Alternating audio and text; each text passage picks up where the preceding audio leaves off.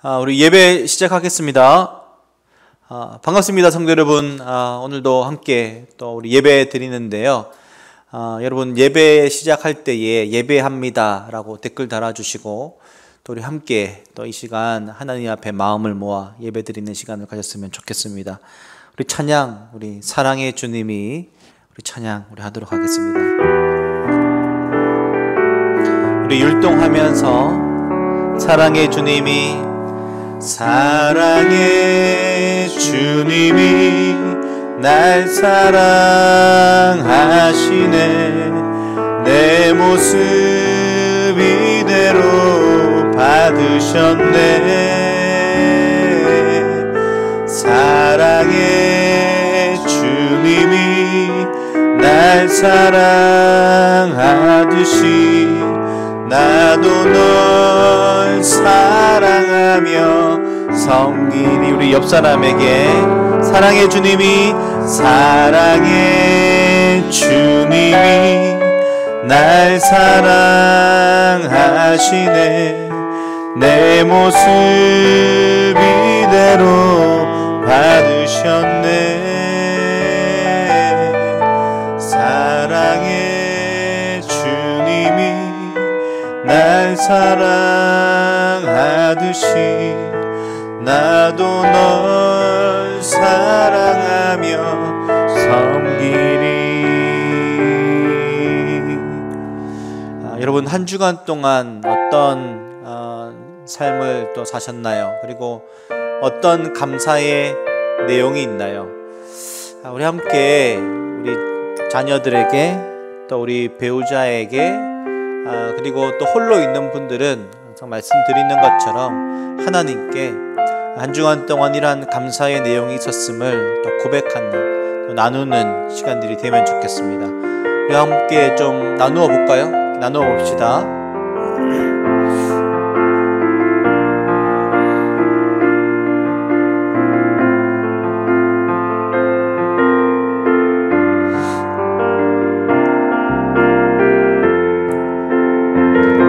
우리 옆 사람과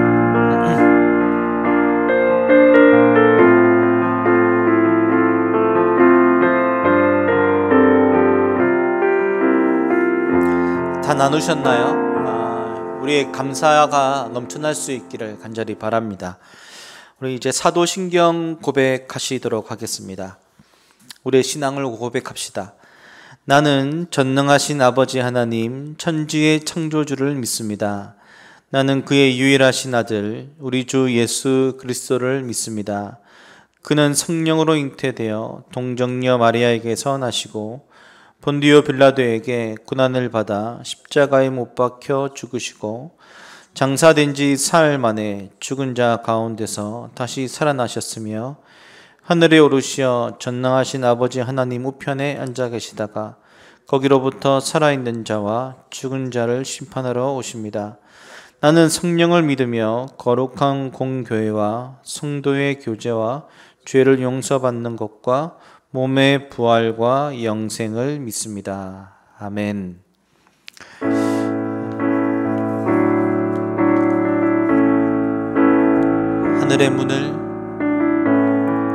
하늘의 문을 여소서 이곳을 주목하소서 주를 향한 노래가 꺼지지 않으니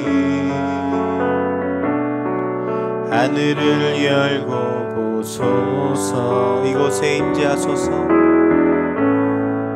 이곳에 임재하소서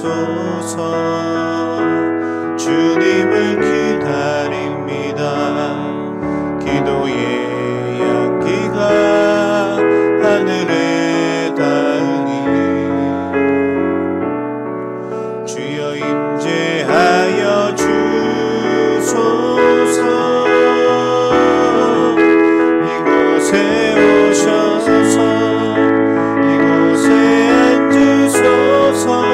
이곳에서 드리는 예배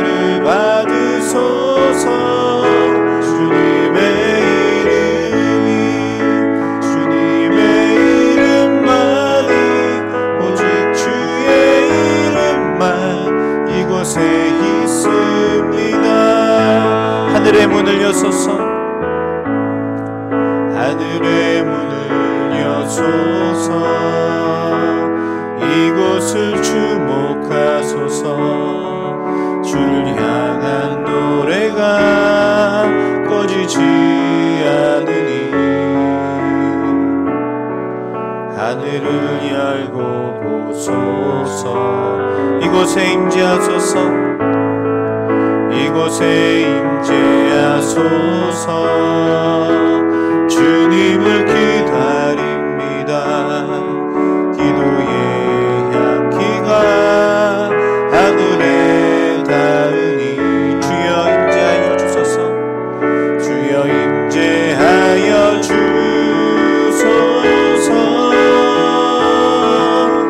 이곳에 오셔서 이곳에 앉으소서. 이곳에서 드리는 예배를 받으소서. 주님의 이름만이 오직 주의 이름만 이곳에 이곳에 오셔서 이곳에 오셔서 이곳에 앉으소서. 이곳에서 드리는 예배를 받으소서. 주님의 이름만이 오직 주의 이름만 이곳에 있습니다.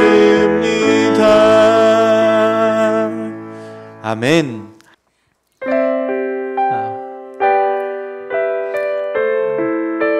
우리 목마른 사슴 우리 찬양합시다.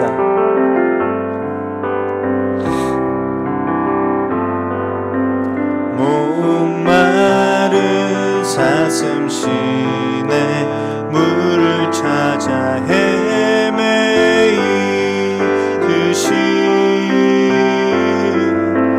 내 영혼 주를 찾기에 갈급하나이다.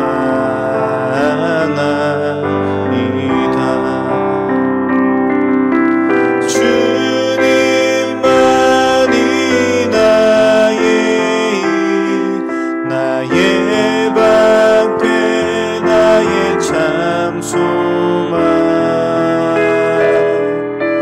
나의 몸 정성 다 바쳐서 주님 경배합니다. 금보다 귀한 나의 주님 내게 만족 주신 주. 당신만이 나의 기쁨 또한 나의 참 보배. 주님만이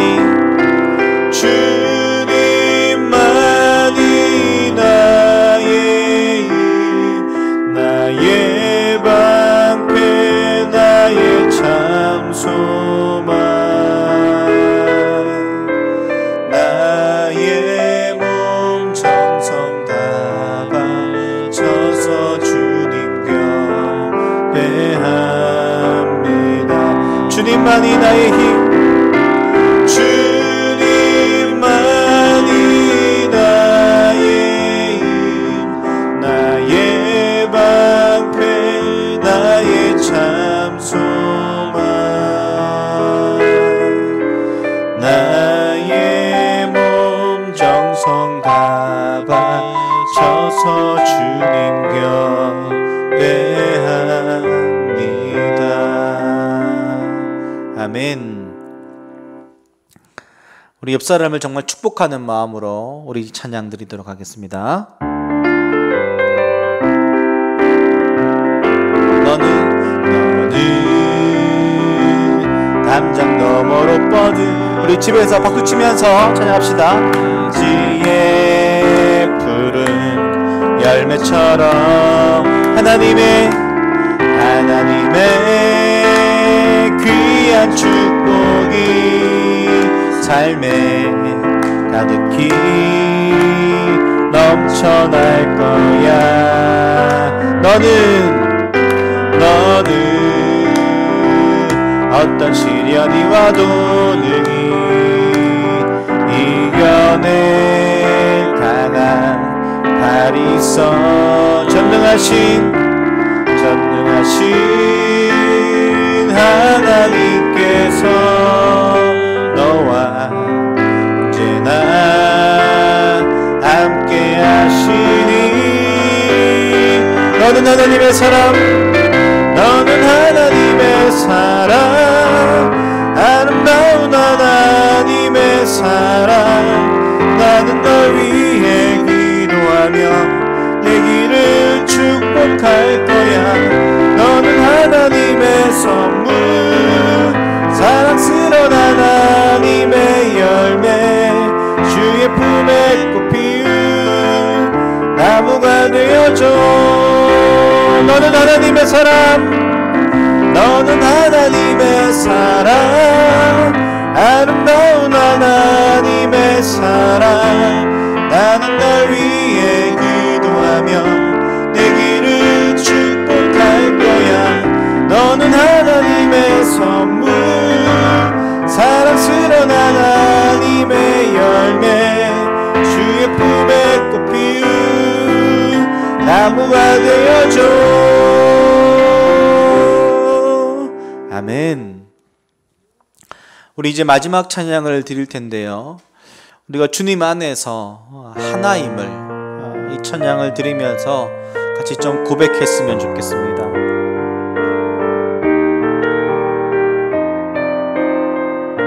주 안에 우린 하나,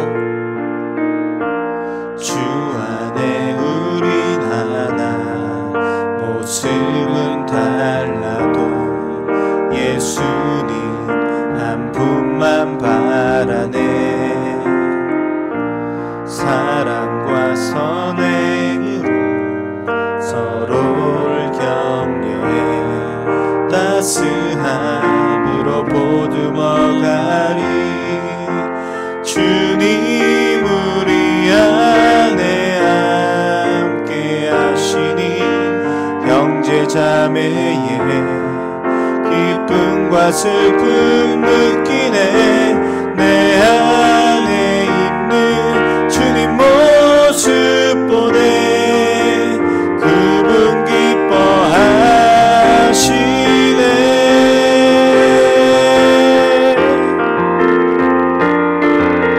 주님 우리를 통해 계획하시니 부족한 입술로 찬양하게 하시니.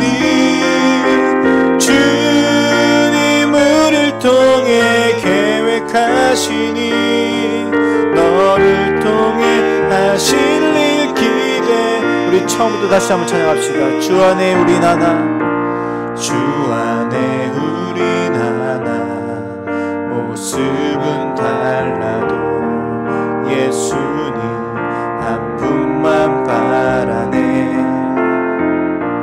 사랑과 선행으로 서로를 격려해 따스함으로 보듬어가리.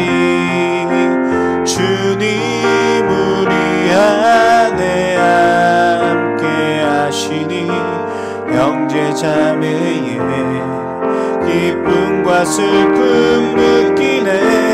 내 안에 있는 주님 모습 보네. 그분 기뻐하시네.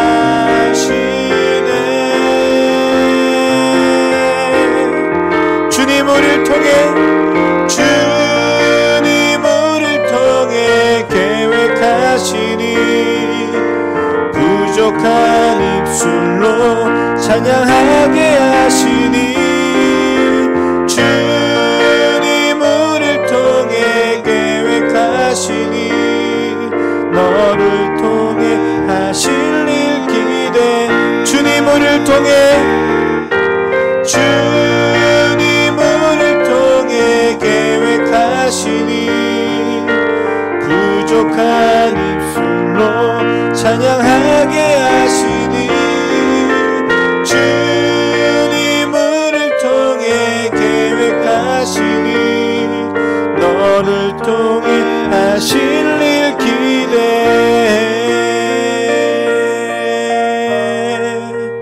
아멘. 우리 한번 이 시간에 우리 합심해서 좀 기도했으면 좋겠는데요. 우리 먼저는 코로나19의 이 확산이 또 조금씩 일어나고 있는데 여러 곳에서 일어나고 있는 일들이 멈추어지고, 또한 우리가 또 함께 모여서 예배드리며 나아갔던 그 시간들, 또 그런 시간들로 또 우리가 나아갈 수 있도록 그렇게 한번 좀 기도해 주시고, 뿐만 아니라 자녀들의 개학도 지금 일주일이 연기되었죠. 또 더 연기가 될지 어떻게 될지 알 수 없지만 모든 상황들도 하나님께서 선하게 인도해 달라고, 그 시간을 또한 함께하고 있는 우리 어머니들, 또 부모님들, 또 그 시간들을 위해서도, 그리고 이것을 모두 다 또한 이렇게 주관하고 또 이끌어 가려고 하는 이 나라와 정부를 위해서도 우리 한번 이 시간에 같이 좀 합심해서 좀 기도했으면 좋겠습니다. 기도하겠습니다. 아버지, 간절히 간구하며 기도합니다.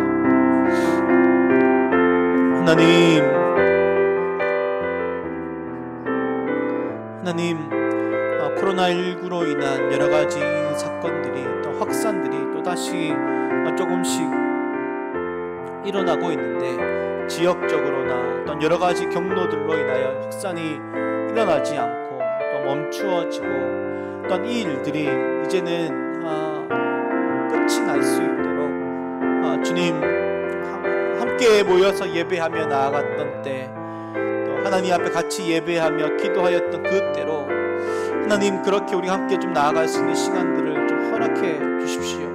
뿐만 아니라 아이들의 온라인 계약들, 오프라인 계약들도 이제 또 연기가 되었는데, 하나님 이 모든 부분들 또 하나님께서 어떻게 인도하실지, 하지만 또한 그것을 또 함께 해내고 있는 우리 어머니들, 또 우리 부모님들 지켜주시고, 또 이 일들을 잘 감당할 수 있게 하여 주시고, 이 시간들이 또 가정을 되돌아보고 또 가정이 세워져 갈 수 있는 시간들이 될 수 있도록 하나님 선하게 그 모든 것들을 인도하여 주십시오.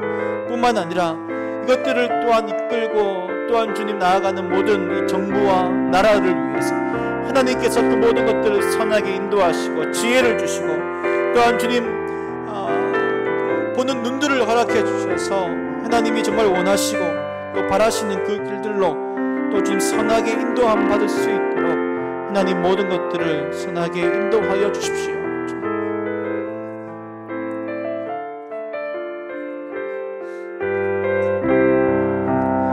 오늘은 코로나19를 위한 중보기도 57일차 기도의 박현주 집사님 기도입니다.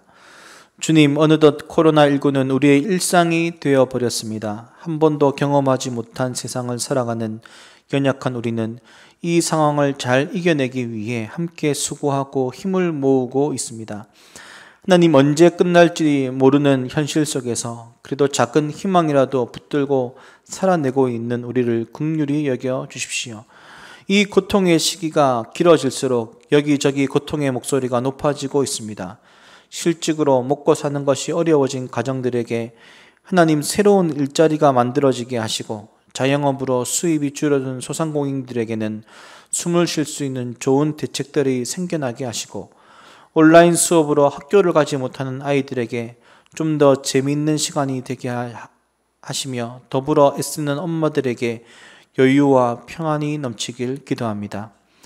몇 달째 의료 현장에서 수고하는 의료진에게 하나님 더 큰 축복을 주시고, 그들의 건강을 지켜주시며 더 좋은 곳으로 그들의 삶의 현장에 채워주시기를 기도합니다. 하나님, 안정되어 가던 상황들이 다시 혼돈의 시간으로 들어가는 것 같습니다. 학교 개학을 하기 전에 이러한 일들이 생겨나게 되어 한편으로는 감사하지만 또 끝나지 않는 싸움을 하는 무력감을 경험합니다. 우리가 감추려고 해도 악은 때가 되면 수면 위로 드러나는 이치를 비우는 것 같습니다. 어쩌면 이 땅에 만연하게 퍼져 있고 사람들의 의식 수준에서도 수용해왔던 문제들이 경각심을 주는 사건인 것 같습니다. 하나님께서 정해놓으신 자연의 법칙을 따라가지 않고 인간의 욕망을 따라 살아갈 때 얼마나 참혹한 현실을 맞이하게 되는지를 다시 한번 깨닫는 시간입니다. 함께 모이지 않는 시간이 길어질수록 공동체에 대한 그리움은 더 쌓여지는 것 같습니다. 함께 예배드리는 것의 소중함, 교제의 기쁨들이 얼마나 소중한 것이었는지 우리에게 주어진 일상들이 하나님의 은혜임을 고백하는 시간입니다. 하나님, 이 시기에 교회는 무엇을 해야 하는지요? 한 숲은 흩어지는 교회로 각자의 삶에서 어떤 것을 감당해야 하는지 지혜를 주십시오. 하나님의 시간과 우리의 시간은 다르며 하나님의 계획하심이 어디까지인지 다 알 수 없지만 하나님 앞에서 우리는 좀 더 책임감 있게 감사하게 이 시간을 보낼 수 있기를 원하며 예수님의 이름으로 기도합니다. 아멘. 오늘은 예수님을 만난 사람들 12번째 사마리아 여인이라는 제목으로 목사님 말씀 증거해 주시겠습니다. 네. 요한복음 4장 1절부터 18절 말씀을 읽도록 하겠습니다. 오늘 말씀 요한복음 4장 1절부터 18절입니다.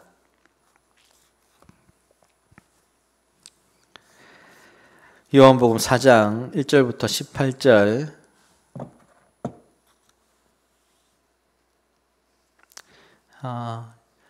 제가 읽도록 하겠습니다. 예수께서 제자를 삼고 세례를 베푸시는 것이 요한보다 많다 하는 말을 바리새인들이 들은 줄을 주께서 아신지라. 예수께서 친히 세례를 베푸신 것이 아니요 제자들이 베푼 것이라. 유대를 떠나사 다시 갈릴리로 가실새 사마리아를 통과하여야 하겠는지라.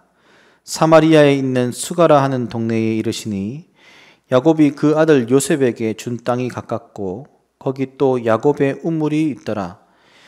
예수께서 길 가시다가 피곤하여 우물 곁에 그대로 앉으시니 때가 6시쯤 되었더라.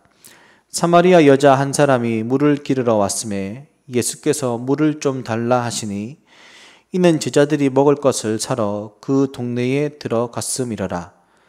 사마리아 여자가 이르되 당신은 유대인으로서 어찌하여 사마리아 여자인 나에게 물을 달라 하나이까 하니 이는 유대인이 사마리아인과 상종하지 아니함이러라. 예수께서 대답하여 이르시되 내가 만일 하나님의 선물과 또 내게 물 좀 달라 하는 이가 누구인지를 알았더라면 내가 그에게 구하였을 것이요 그가 생수를 내게 주었으리라. 여자가 이르되 주여 물 기를 그릇도 없고 이 우물은 깊은데 어디서 당신이 그 생수를 얻겠사옵나이까. 우리 조상 야곱이 이 우물을 우리에게 주셨고 또 여기서 자기와 자기 아들들과 짐승이 다 마셨는데 당신이 야곱보다 더 크니까. 예수께서 대답하여 이르시되 이 물을 마시는 자마다 다시 목마르려니와 내가 주는 물을 마시는 자는 영원히 목마르지 아니하리니 내가 주는 물은 그 속에서 영생하도록 솟아나는 샘물이 되리라. 여자가 이르되 주여 그런 물을 내게 주사 목마르지도 않고 또 여기 물 기르러 오지도 않게 하옵소서. 이르시되 가서 내 남편을 불러오라. 여자가 대답하여 이르되 나는 남편이 없나이다. 예수께서 이르시되 내가 남편이 없다 하는 말이 옳도다. 너에게 남편 5이 있었고 지금 있는 자도 내 남편이 아니니 내 말이 참되도다. 오늘 예수님을 만난 사람들 12번째 사마리아 여인이라는 제목으로 목사님 말씀 증거해 주시겠습니다.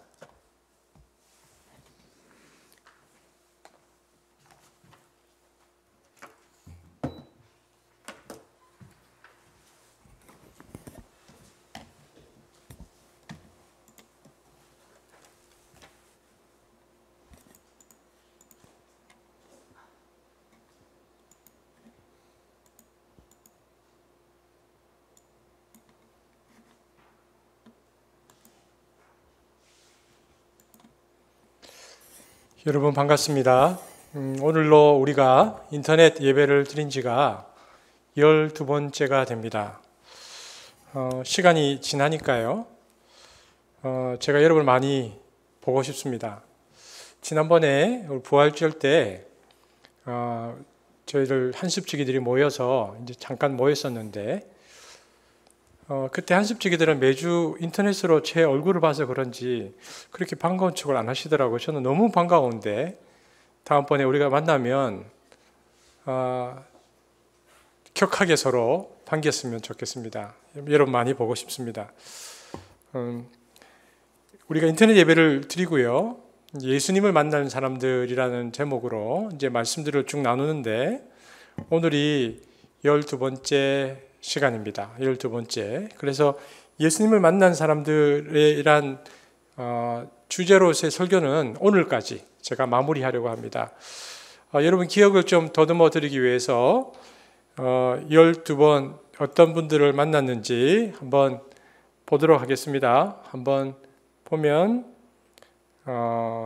12명 예수님을 만난 사람들 12명 한번 보십시오. 이렇게 명단이 나오죠. 나사로, 마리아, 삭개오, 바디메오, 베드로, 요한, 백부장, 가늠한 여인, 예수님의 가족, 그리고 니고데모, 오늘 사마리아 여인까지 이렇게 12명 머릿속에 한번 이렇게 이름들을 한번 보시면서 그때 이 말씀이 있었구나라고 생각하시고 오늘 12번째 말씀을 함께 나누었으면 좋겠습니다. 제가 다시 한번 기도하겠습니다. 사랑의 주님 감사합니다. 늘 말씀 앞에 설 때마다 또 떨림과 감사가 있습니다. 오늘도 저희들에게 주께서 주실 말씀들을 기대하고 또 이 말씀이 저희의 마음밭에 심어지기를 소망합니다. 우리 사랑하는 지체들 떨어져 있지만 어디서든지 이 말씀을 붙들고 오늘도 또 이번 한 주간도 하나님 나라를 살아갈 수 있도록 축복하여 주옵소서. 예수님 이름으로 기도합니다. 아멘. 우리 지난주에 함께 보았던 말씀은 본문이 어디입니까? 요한복음 몇 장이었죠? 3장이 누구였습니까? 니고데모였죠. 오늘은 요한복음 4장의 사마리아 여인인데요. 요한은 오늘 본문 주인공 4장의 그 사마리아 여인과 3장의 니고데모를 여러 가지 점에서 의도적으로 대비시키고 있다는 것을 알 수 있습니다. 먼저 니고데모는요, 선민이라고 하는 자부심을 가진 유대인이었죠. 하지만 사마리아 여인은 혼혈인으로 멸시를 받던 여인이었습니다. 그리고요, 니고데모는 이스라엘의 공인된 그 스승, 사내들인 의원으로 권력층에 속했던 사람이었죠. 그에 비해서 오늘 본문 사마리아 여인은 학식도, 왜냐하면 이 당시에 여인들은 교육의 기회가 없었거든요. 학식도 권력도 없었던 사람이었습니다. 그리고 니고데모는 바리새인으로 수많은 율법을 철저히 지켰던 아주 도덕적인 사람인데요. 그러나 오늘 본문의 사마리아 여인은 5번 결혼했고 지금은 6번째 남자와 동거하는 윤리적으로 문제가 많아 보이는 사람입니다. 그리고 여러분 기억하십니까? 니고데모가 예수님을 만나러 온 시간은 언제였습니까? 밤이었죠. 그런데 사마리아 여인이 예수님을 만난 것은 어디였죠? 한낮이었습니다. 여러분 이 도표를 한번 보십시오. 여러분 이 도표를 가만히 보고 있으면요, 이렇게 현격한 차이가 나는 두 인물이 나란히 예수님 앞에 서게 된 이유가 무엇일까요? 왜 요한은 이렇게 3장과 4장에 이런 두 사람을 대비시키고 있는 것일까요? 그것은 인간이면 누구나 구원이 필요하고 예수님은 모든 인간의 구원자라는 사실을 알려주기 위해서입니다. 니고데모를 통해서는 이 세상에서 아무리 의롭게 산다 해도 구원받지 않아도 될 만큼 의로운 사람이 없다는 것을, 또 사마리아 여인을 통해서는 이 세상에서 아무리 천대받고 손가락질을 받으며 산다 해도 구원에서 배제되는 사람이 없다는 것을 알려주기 위해서 3장, 4장에 이 두 사람을 배치하고 있는 것이죠. 이런 맥락에서요, 예수님과 사마리아 여인의 그 만남을 다룬 우리가 에피소드의 이 마지막, 오늘 우리가 읽지는 않았지만 이 마지막에 사마리아인들이 이 여인의 이야기를 듣고는 예수님을 뭐라고 고백하는지 한번 볼까요? 요한복음 4장 42절 한번 보겠습니다. 시작. 그들은 그 여자에게 말하였다. 우리가 믿는 것은 이제 당신의 말 때문만은 아니요, 우리가 그 말씀을 직접 들어보고 이분이 참으로 세상의 구주이심을 알았기 때문이요. 여인의 이야기를 듣고 사마리아 사람들이 뭐라고 얘기합니까? 예수님을 세상의 구주시다. 이 세상의 구주시다라는 것을 요한이 말하기 위해서요. 3장과 4장에 이 두 사람을 배치하고 예수님은 모든 세상의 구원자라는 사실들을 우리에게 말해주고 있는 것입니다. 오늘 이제 본문으로 들어가 보면 본문 1절과 3절을 한번 읽어볼까요? 1절과 3절을 함께 읽겠습니다. 시작. 예수께서 제자를 삼고 위안보다 많다 하는 말을 바리새인들이 들은 줄을 주께서 아신지라. 유대를 떠나사 다시 갈릴리로 가실세. 여러분, 예수님은 어디에서 지금 활동하고 계신다고 되어 있습니까? 오늘 본문에 금방 읽었던 본문에 보니까 어디죠? 유대 지역에 계시죠. 유대 지역에. 그런데 1절에 보니까 바리새인들은 어떤 생각을 했냐면요. 자기들이 기득권의 사람들이었는데요. 요한의 세례 운동이 굉장히 많은 사람들에게 지지받자 경계했고 제지하려고 했습니다. 요한복음 1장 19절에서 28절에 보면 그래서 바리새인들이 요한으로부터 일어나는 이런 민중운동을 굉장히 경계했고 불편해했죠. 그런데 오늘 본문에 보니까 예수님이 등장하는데 예수님은 세례 요한보다 더 많은 사람들에게 세례를 준다라는 정보가 바리새인에게 들어온 것입니다. 그러니까 이제는 불편한 것을 넘어서 위협을 느낀 것이죠. 그래서 어떻게든 이 일어나고 있는 운동을 막으려고 했습니다. 왜냐하면 예수님을 세례 요한보다 더 위험한 인물로 여긴 것이죠. 근데 예수님은 아직은 때가 아니기 때문에 그래서 이 충돌을 피하려고 유대를 떠나서 어디로 가셨다고 되어 있습니까? 오늘 본문에 금방 읽었죠. 어디로 가셨다고 되어 있죠? 갈릴리로 가셨다고 되어 있습니다. 예수님이 유대 땅을 떠나서 갈릴리로 가실새 사마리아 땅을 거치고 가셨다고 되어 있습니다. 요한복음 4장 3절 4절 같이 한번 읽어보겠습니다. 시작.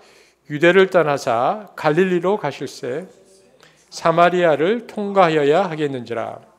여러분, 보통 유대인들은요, 유대 땅과 이 갈릴리를 오갈 때요, 빠른 길이긴 해도 절대 사마리아 땅을 거쳐서 가지 않습니다. 왜냐하면 유대인과 사마리아인들은 오랜 앙숙 관계라 서로를 철저히 멸시했고 특히 유대인들은 사마리아를 저주받은 땅으로 인식했습니다. 그래서 어떻게 인식했냐면 오늘 우물이 나오는데요. 사마리아의 우물들은 돼지보다 더 더럽고 사마리아 사람이 먹는 빵은 돼지고기를 먹는 것과 같다. 이렇게 유대인들이 사마리아의 땅과 사마리아인들을 멸시했습니다. 유대인들이 사마리아를 싫어하게 된 이유가 있습니다. 여러분, 주전 722년에 북쪽, 그러니까 이스라엘은요, 아수르의 침략을 받고 망합니다. 그로부터 100여 년이 지나고 남쪽 유다는 586년에 바벨론의 침략을 받는데요. 그래서 망하죠. 그런데 아수르와 바벨론의 식민지 정책이 달랐습니다. 아수르 사람들의 식민지 정책은요, 아주 잔인한 정책인데 자폰 정책입니다. 그러니까 강제로 결혼을 시켜서 이 민족과 민족의 피를 섞게 해서 얼마 가지 않아서 그 민족의 씨를 없애버리는 것이죠. 식민지 정책 중에서는 가장 무서운 것입니다. 하지만 예루살렘을 중심으로 하는 남쪽 유대 땅은요, 비록 바벨론의 포로가 되었지만 그러나 바벨론의 식민지 정책은 그러지 않았기 때문에 70년 만에 돌아왔고요. 순수한 혈통을 그대로 지켰습니다. 그래서 시간이 지나 만났더니 한쪽은 완전히 자폰 정책으로 피가 섞였고요. 한쪽은 순수한 혈통을 가지게 된 것입니다. 그래서 그런 이유로 아수르에서 해방된 사마리아와 바벨론에서 해방된 유대는 서로 원수가 된 것입니다. 그래서 순수하지 않은 사마리아인들을 향해서 심지어 뭐라고 불렀냐면 개 같은 놈, 이렇게 유대 사람들은 불렀습니다. 여러분, 그리고 여러분 기억하십니까? 성경에 보면 이스라엘 유다 사람들이 바벨론 포로 생활을 끝내고 돌아와서 에스라와 느헤미야가 두 번째 스룹바벨 성전을 짓고 예루살렘을 회복할 때에 사마리아 사람들이 와서 자원해서요, 이것을 함께 짓기를 원했습니다. 그런데 뭐라고 되어 있죠? 포로로 돌아온 사람들이 더러운 손이라고 거부했습니다. 이토록 멸시를 당했으니까 얼마나 섭섭했겠습니까? 그래서 상한 감정이 생겼어요. 사마리아인들은. 그래서 예루살렘 성전 건립에 온갖 방해를 했고 결국 성전 재건 사업은 시간이 굉장히 오래 걸리게 됩니다. 우여곡절 끝에 예루살렘 성전이 기원전 515년 완성되는데요. 그러니까 사마리아인들이 자기들은 그 성전을 인정하지 않고 그림 심산이라는 곳에 자기들만의 성전 산당을 세우고 거기에 제사장을 따로 임명하고요. 거기서 자기들끼리 따로 예배를 드립니다. 결국 유대인과 사마리아인들의 갈등의 골은 더 깊어지게 되었죠. 그리고 그로부터 한 300년 지나서 기원전 128년에 어떤 일이 일어났냐면 유대인들이 그 사마리아인들이 자기들끼리 예배 드렸던 그림 신산 위에 세운 그 사마리아의 성전들을 파괴하는 일이 생깁니다. 그러니까 사마리아인들이 자기들 나름대로의 성전이었는데 유대인들이 와서 그것을 없애버리니까요. 견딜 수 없었던 것이죠. 이 사건으로 갈등의 골은 더 이상 회복될 수 없을 만큼 깊게 파여서 이 두 유대 사람들과 사마리아 사람들은 서로 쳐다보지도 않는 관계가 되었다는 것입니다. 그렇기 때문에 대다수 유대인들은요, 사마리아인들과 아예 상종하는 일이 없도록 지도를 한번 보십시오. 지금 지도에 보면 여러분 이 지도를 한번 보세요. 화면상에 보면 자세히 나와 있는데 이런 보면 남쪽에 유다가 있고요.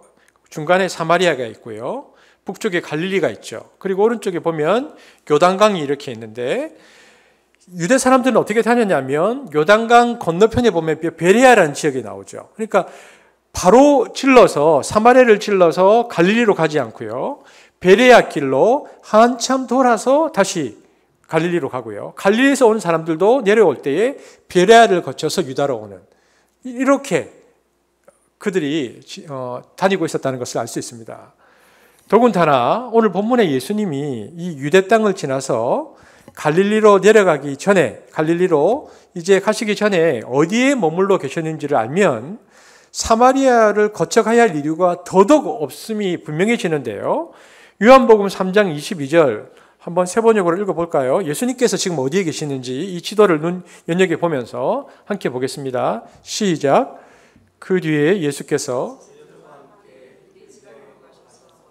그들 함께 지내시면서 세례를 주셨다. 예수님께서 지금 유대지방에 계십니다.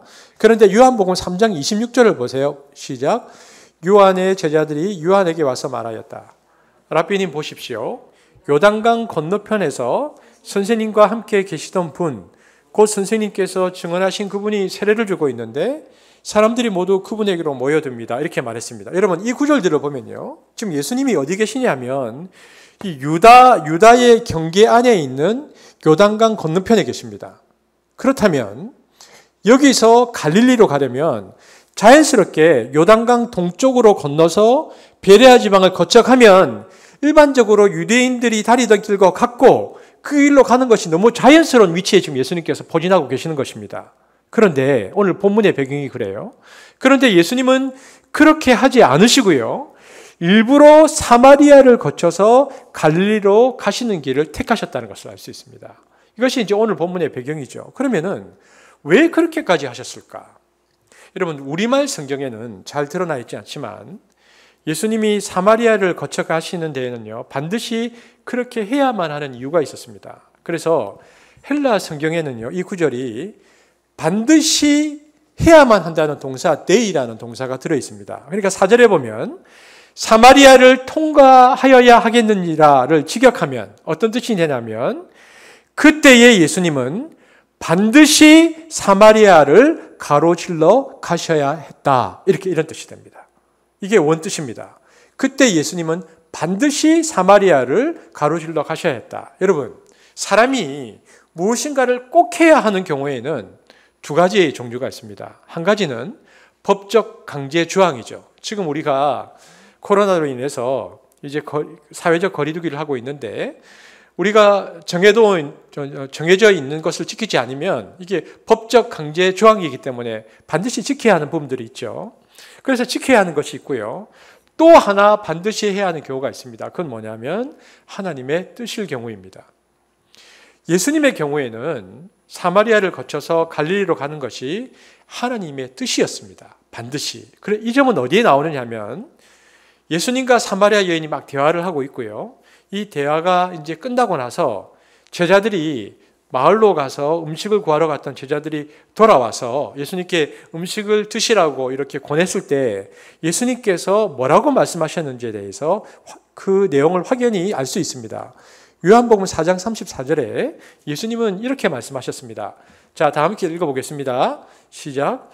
예수께서 이르시되 나의 양식은 나를 보내신 이의 뜻을 행하며 그의 일을 온전히 이루는 이것이니라. 그러니까 예수님은 사마리아 여인과 사마리아인들의 영혼을 구원하는 것이 하나님의 뜻이고 그 뜻을 실행하는 것이 바로 예수님의 양식이다. 나는 그래서 이곳에 왔다라고 말하고 있는 것입니다. 그러니까 예수님은 사마리아에 가는 것이 하나님의 뜻이었다는 것입니다. 그래서 반드시 가셨어야 했습니다.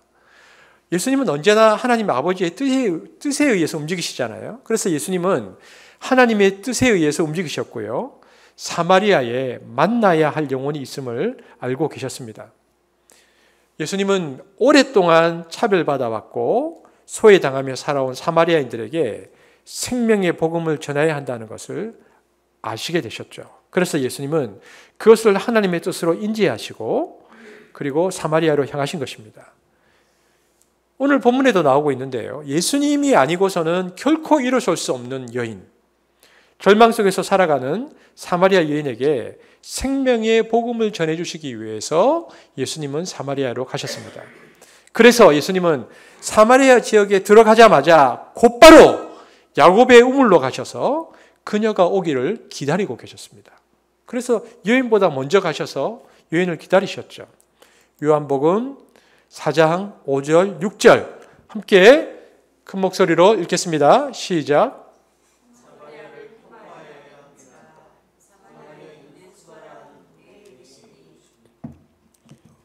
그 다음 5절 6절 같이 읽어볼까요? 시작. 야곱이 그 아들 요셉에게 준 땅이 가깝고 거기 또 야곱의 우물이 있더라 돼 있죠. 여러분, 예수님이 사마리아에 어디에 들어가셨습니까? 수가에 들어가셨습니다. 수가는 여러분 아까 지도를 보시면 여기 지도 보세요. 여기 사마리아의 주요 도시이자 중요한 도시이면서 종교적인 중심지였습니다. 수가가 여기에 지금 있는데요. 여기에 지금 그 요한이 부차적으로 설명을 했죠. 수가에 뭐가 있다고 얘기되어 있죠? 야곱의 우물이 있었자. 여러분, 야곱의 우물은요, 구약 성경에서 구체적으로 언급되지는 않지만 사마리아인과 유대인들이 공히 야곱이 파서 이용했던 우물로 믿고 있었던 수가성 근처의 우물이었습니다. 이 야곱의 우물에서요, 한 360m 정도 떨어진 곳에 요셉의 무덤이 있습니다. 이 무덤 안에는 이집트에서 가져온 요셉의 뼈가 묻혀 있는데, 그러니까 요셉의 땅, 그리고 야곱의 우물이 있는 이 수가, 예수님께서 그곳에 들어가셨다라고 아주 구체적으로 그 장소를 요한이 설명해 주고 있습니다. 여러분, 우리가 아까 그 지도를 보았지만 예수님은 유대 땅에서 이 목마른 영혼을 찾아서 뜨거운 태양을 받으면서 오전 내내 걸어오셨습니다. 예수님은 뜨거운 태양을 받으면서 오전 내내 걸어오셨기 때문에, 그것도 먼지가 있는 길을 발이 부르트도록 걸어오셨기 때문에 몹시 지치고 피곤하셨습니다. 요한복음 4장 6절 한번 볼까요? 4장 6절입니다. 시작. 예수께서 길 가시다가 피곤하여 우물 곁에 그대로 앉으시니 때가 6시쯤 되었더라. 여기 보십시오. 그래서 원문에 맞게 번역하면요, 우물 곁에 그대로 앉으시니가 원문으로 번역하면 어떤 뜻이냐면, 우물 주위에 낮게 쳐 있는 돌담 위에 덜썩 주저앉으셨다 이 뜻입니다. 덜썩 주저앉았다. 오늘 본문에 나오는 피곤하여, 예수께서 길 가시다가 피곤하여라는 동사는 현재 완료형입니다. 케코포이아오스라는 단어인데 현재 완료형인데요. 이것은 뭘 뜻하냐면 예수님이 우물에 도착하시기 전부터 피곤하셨다는 것입니다. 그러니까 그럴 수밖에 없는 것이, 예수님은 아침 태양이 뜨기 전부터 걷기 시작해서 대략 6시간에서 7시간 만에 도착하신 거거든요. 그러니까 예수님은 야곱의 우물에 도착하기 전부터 허기지셨고 목은 칼증으로 타들어갈 수밖에 없었습니다. 요한은 인간의 육체를 가지신 예수님의 모습을 아주 선명하게 부각하고 있습니다. 예수님이 그러셨다라고 말해주고 있습니다. 그리고 아주 독특하게도 요한은 독립된 문장으로 이 일이 일어난 시점을 밝힙니다. 언제였죠? 때가 몇 시다? 6시쯤 되었더라. 6시는 해 뜰 때부터 해 질 때까지를 12시간으로 나누어서 계산하는 유대시간 계산법으로 보면요, 정오가 됩니다. 그러니까 예수님이 낮 12시쯤에 우물가에 앉아서 털썩 주저앉아서 쉬고 계셨는데 사마리아 여인이 물 항아리를 들고 우물가로 찾아온 것입니다. 이것이 이제 오늘 예수님과 사마리아 여인이 만났던 배경이죠. 예수님이 여인에게 물을 청합니다. 요한복음 4장 7절 시작. 사마리아 여자 한 사람이 물을 기르러 왔음에 예수께서 물을 좀 달라 하시니 그러자 여인이 뭐라고 대답하느냐. 9절 시작.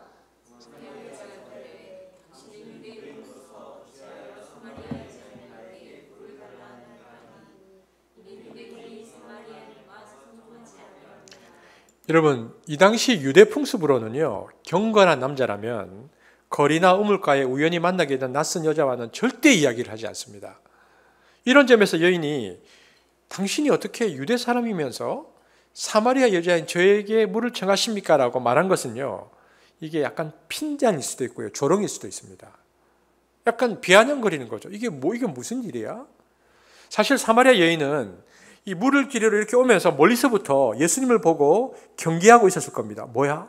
왜냐하면 겉으로 봐도요, 용모와 옷차림을 보니까 분명 유대인인 거예요. 그 동네에 있으면 안 되는 사람인 거죠. 그러면서 여인이 오면서 유대인인 사람이 왜 사마리아 마을에 온 거지? 이렇게 생각하고 왔는데 오자마자 예수님 물을 청하니까 굉장히 놀란 것입니다. 그러므로 사마리아 여인이 당신이 어떻게 유대 사람이면서 사마리아인 여자인 저에게 마실 물을 청하십니까? 라는 물음에는 두 가지 뜻이 있습니다. 남자가 어떻게 여자에게, 그리고 더군다나 유대 남자가 어떻게 사마리아 여자인 나에게 물을 청한단 말입니까? 라는 뜻이 그 안에 포함되어 있는 뜻입니다. 이것은 당시 고대 풍습과 당시의 그 풍습과 관련이 있습니다. 고대 팔레스타인은요, 옛날 우리나라도 마찬가지죠. 우리나라의 남녀 7세 부동석, 그죠? 이런 말이 있죠. 남자들은, 팔레스타인 사람들도요, 남자들은 여자들과 어울리지 않았습니다. 여자와 인사하거나 대화하는 것이 금지되어 있었죠. 심지어는 이 당시에는요, 거리에서는 아내와 딸과도 이야기할 수 없었습니다. 이런 랍비의 가르침이 있습니다. 이 당시 랍비 가르침인데요, 아무리 누이나 딸이더라도 여인숙에 같이 들어가서는 안 된다. 다른 사람들이 어떻게 생각할지 모르기 때문이다. 마찬가지로 아내라 해도 길거리에서는 이야기하지 말아야 한다. 이게 당시의 랍비들 얘기인데 우리는 이미 실천하고 있죠. 우리가 다니면서 그렇게 살고 있었다는 것입니다. 경건한 바리새인들은 여기에 그치지 않았습니다. 그들은 거리에서 여자 얼굴을 쳐다보는 것을 수치스럽게 생각했습니다. 그래서 얼마나 이것을 금기시했으면요, 이 바리새인들이 자기 집에 돌아왔을 때 이마에 멍이 들고 피 흘리는 바리새인들은 순결한 인간으로 인정받고 큰 존경을 받을 정도였습니다. 왜 그랬느냐? 거리에서 여자 얼굴을 안 보려고 고개를 숙이고 다녔기 때문에 걷다 보면 벽에도 부딪히고 오는 사람하고도 부딪히고 나무에 부딪혀서 멍이 나고 피가 막 나잖아요. 그러면 이렇게까지 철저히 율법을 지켰으니까 저분 대단한 사람이다. 이래서 존경을 받았습니다. 그러니까 그 정도로 만나지 않던 문화였습니다. 그리고요, 유대인들은 사마리아인들을 유대인들이 가장 불결하다고 여겼던 돼지보다도 더 더럽고 부정한 존재로 보았습니다. 그렇기 때문에 사마리아 여인들은 말할 것도 없었습니다. 그러므로 당대 풍습에 따라 유대 남자들이 절대 가까이서는 안 될 이들이 바로 사마리아 여인들이었습니다. 그런데 예수님이 사마리아 여인인 자기에게 말을 건넸으니 어떻게 이 여인이 비아냥거리면서 특명하게 말을 하지 않을 수 있습니까? 그러니까 특명하게 얘기한 거죠. 이게 무슨 일이야? 당신이 왜 나에게 이러십니까? 라고 의심이 가득한 눈으로 예수님께 말했던 것입니다. 요한복음 4장 10절 11절 한번 같이 읽어볼까요? 시작. 그래서 예수님이 그 여자에게 대답하셨다. 내가 만일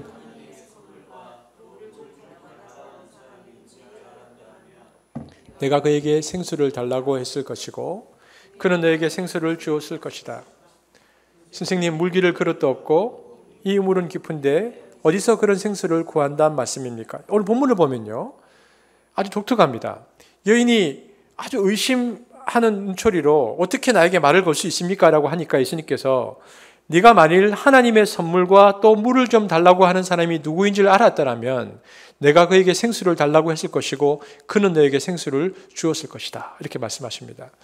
여러분, 예수님께서 지금 이 여인과 대화하면서 물을 마셨습니까? 안 마셨습니까? 예수님이 여인이 준 물을. 본문을 보면 예수님이 물을 달라고 청했지만 물을 마셨다는 이야기는 없습니다. 대신에 예수님께서 생수의 얘기를 꺼내십니다. 이 말씀을 통해서 우리는요, 예수님이 자신의 목마름보다는 이 여인의 목마름에 더 마음을 많이 쓰셨다는 것을 알 수 있습니다. 예수님은 자기의 목마름보다 이 여인이 지금 훨씬 더 목마르다라고 얘기하고 계시는 것입니다. 여러분, 요한복음의 이 상징 기법에서요, 사마리아 여인은 이전에 가늠한 여인처럼요, 우리 모두를 가리킵니다. 그러니까 우리 모두는 고달픈 인생 여정에서 온갖 이유로 목이 마른데, 목마름이 이 당시의 여인뿐만 아니라 우리가 너무나 절실히 커서 예수님께서 지금 제시하고 계시는 이 생수를 마시지 않고는 살아갈 수 없는 존재라는 것을 말하고 있는 것입니다. 4장이죠. 그래서 7장에 보면요, 요한복음 7장에 보면 예수님은 더욱더 적극적으로 이제는 여인에게 청하는 것이 아니고 더욱더 적극적으로 우리를 초대하십니다. 요한복음 7장 37절 38절, 여기 생수 얘기가 또 나오죠. 한번 같이 읽어보겠습니다. 시작. 누구든지 목마른 사람은 다 나에게 와서 마셔라. 나를 믿는 사람은 성경 말씀대로 그 마음속에서 생수의 강이 흘러나올 것이다. 그러므로 사마리아 여인에게 물을 청하는 예수님의 목마름은 결과적으로 우리 모두에게 생수를 주시기 위한 적극적 초대인 것을 알 수 있습니다. 예수님이 그냥 물을 달라고 했던 것은요, 예수님의 목마름 때문이 아니라 이 여인의 목마름을 보셨고 이 여인에게 필요한 것은 생수였다. 그래서 이 도구화된 이 도구를 가지고요, 여인을 생수를 주시기 위해서 예수님께서 초대하고 계신다는 것을 알 수 있습니다. 예수님이 여인에게 생수를 주겠다고 하자 여인은 야곱의 우물에서 나오는 물을 주겠다는 것으로 생각했습니다. 그래서 우물이 이렇게 깊은데 어떻게 저에게 물을 줄 수 있느냐고 대묻죠. 근데 우물이 깊다고 얘기한 이 여인의 말은 결코 과장이 아닙니다. 야곱의 우물은요, 지금도 그 깊이가 30m 된다고 하는데요. 그러니까 예수님 당시에는 더 깊었을 것입니다. 그러니까 여인의 한 말을 풀어보면 이런 얘기입니다. 요한복음 4장 12절에 여인의 말은, 이보세요, 유대 선생님, 제 머리로는 도저히 이해가 안 됩니다. 이 우물은 이렇게 깊은데 아니 두레박도 없으면서 어떻게 제게 물을 주시겠다는 말씀입니까? 우리 조상 야곱이 이 물을 우리에게 주셨고 또 여기서 자기와 자기 아들들과 짐승이 다 마셨는데 그러면 당신이 야곱보다 더 큰 분입니까? 이렇게 묻습니다. 여러분, 사마리아 여인이 지금 야곱을 뭐라고 말합니까?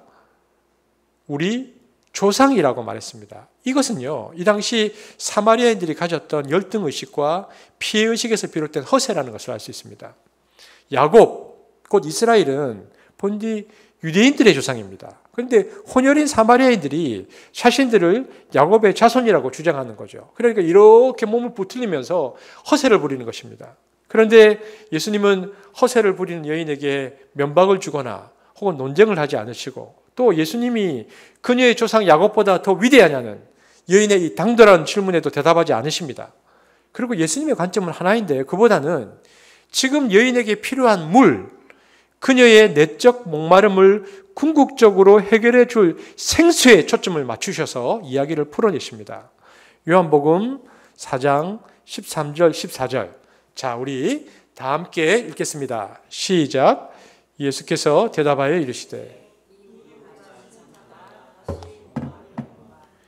내가 주는 물을 마시는 자는 영원히 목마르지 아니하리니 내가 주는 물은 그 속에서 영생하도록 솟아나는 샘물이 되리라. 여기 마시다라는 단어가 몇 번 나옵니까? 13절 14절에 마시다라는 단어가 2번 나옵니다. 근데 그 의미가 달라요. 예수님께서 제일 먼저 예수께서 대답하여 이르시되 이 물을 마시는 자마다 에서 13절에 이 물을 마시는 자에서의 동사는 이 마시다라는 동사는 계속되는 행위를 나타내는 시제입니다. 그러니까 예수님께서 뭐라고 말씀하시는 거냐면 야곱의 우물을 마시는 사람은 다시 목마를 것이기 때문에 그럴 때마다 그 물을 다시 마셔야 된다 이 뜻입니다. 위에 마시는 자는. 그러나 내가 주는 물을 마시는 자는에서 내가 주는 물을 마시는 이 마시는은 한 번만 마시면 족하다는 의미를 드러내는 시제입니다. 예수님이 주시는 생수는 한 번 마시면 더 이상 목마르지 않는다는 뜻입니다. 그러면 도대체 예수님이 주시는 물은 어떤 물인가? 어떤 물이기에 4장 14절에 그 사람 안에서 물이 솟는 샘이 되어서 영원한 생명을 만들고 다시는 목마르지 않게 하는가? 도대체 무슨 생수를 갖고 계시는가? 7장에 보면 이 물이 어떤 물인지를 알 수 있죠. 요한복음 7장 37절, 38절, 39절 어떤 생수인지 함께 보겠습니다. 시작. 명절 끝날 곧 큰 날에 예수께서 서서 외쳐 이르시되 누구든지 목마르거든 내게로 와서 마시라. 나를 믿는 자는 성경의 이름과 같이 그 배에서 생수의 강이 흘러나오리라 하시니 이는 그를 믿는 자들이 받을 성령을 가리켜 말씀하신 것이라. 여러분 7장 39절에서 명확하게 말하듯 생명의 물은 예수님께서 주실 성령을 가리킵니다. 그리고 이 생명의 물은 인간에게 주시는 계시, 곧 인간을 영원한 생명으로 이끄는 말씀을 뜻하기도 합니다. 그러니까 이 물은 성령과 그리고 말씀이죠. 예수님은 여인은 지금 마실 물을 말하는데 예수님은 여인의 목마름을 보면서 성령과 하나님의 말씀을 주겠다고 얘기하고 계시는 것입니다. 자, 여러분 그럼 제가 한번 질문해 보겠습니다. 질문입니다. 예수님이 주시는 생수를 마시면, 다시 말해서 그분이 주시는 성령과 말씀을 받아들이면 우리는 다시는 목마르지 않고 살 수 있습니까?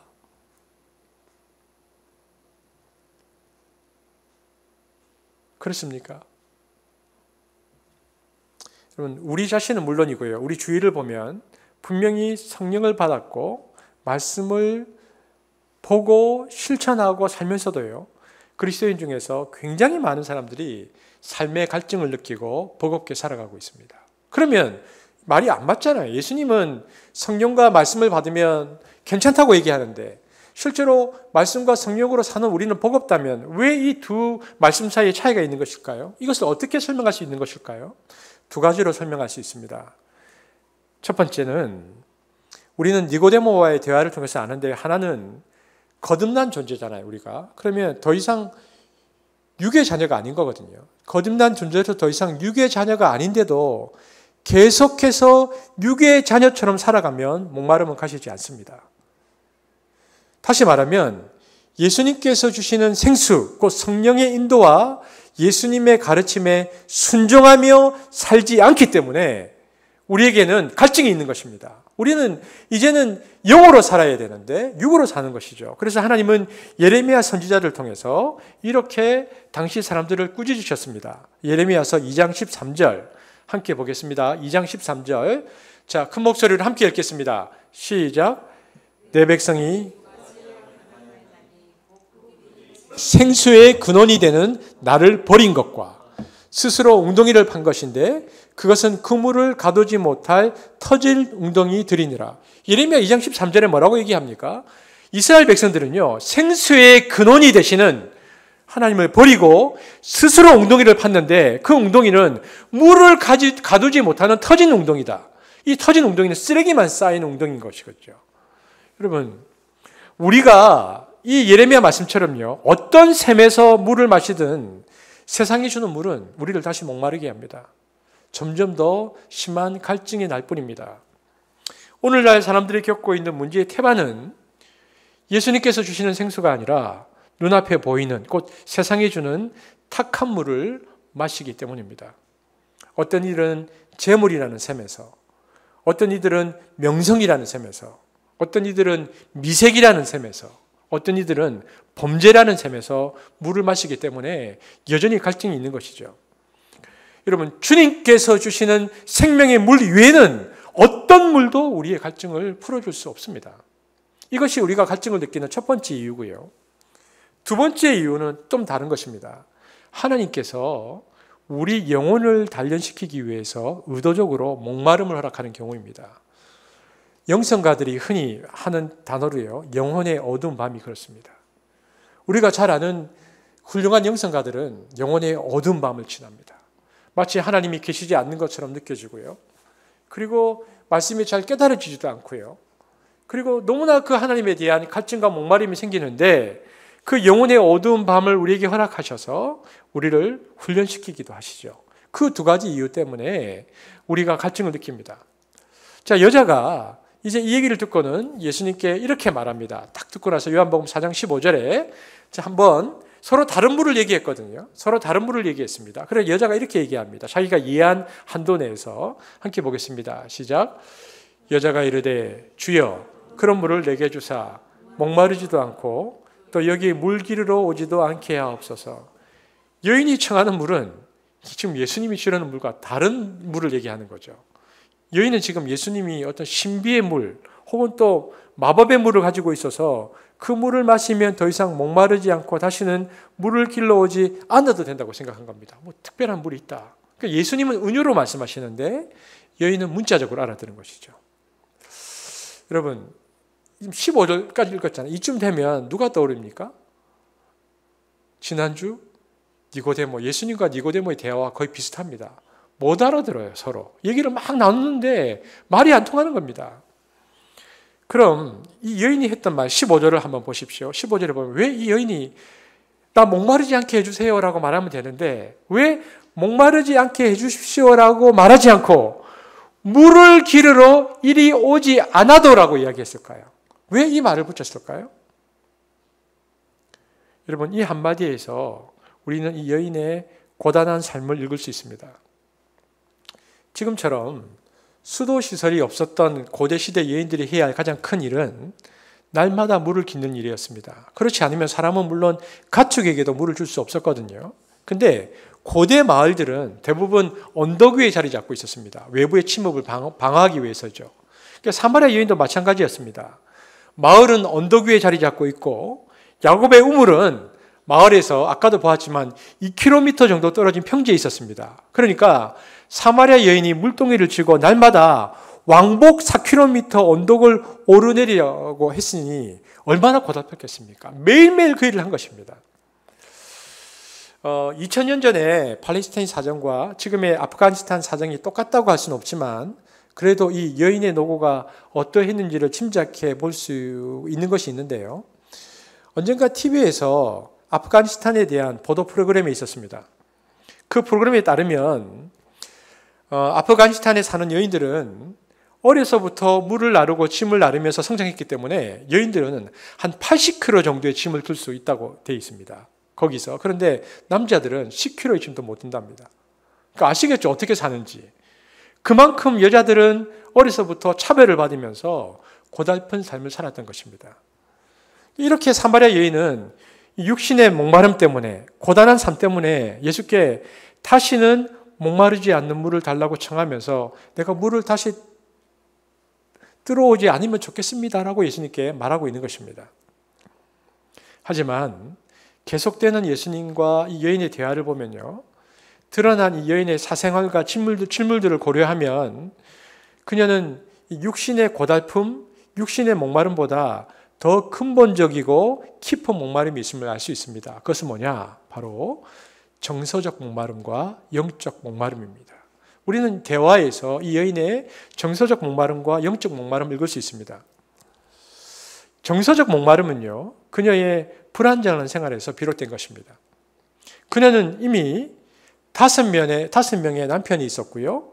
지금도 결혼하지 않은 채 6번째 남자와 살고 있습니다. 그러니까 결혼을 무려 5번이나 했지만 다 실패했고요. 현재 그녀는 또 다른 남자의 정부로 전락해 있습니다. 요한복음 4장 17절 18절 함께 읽겠습니다. 시작. 여자가 대답하여 이르되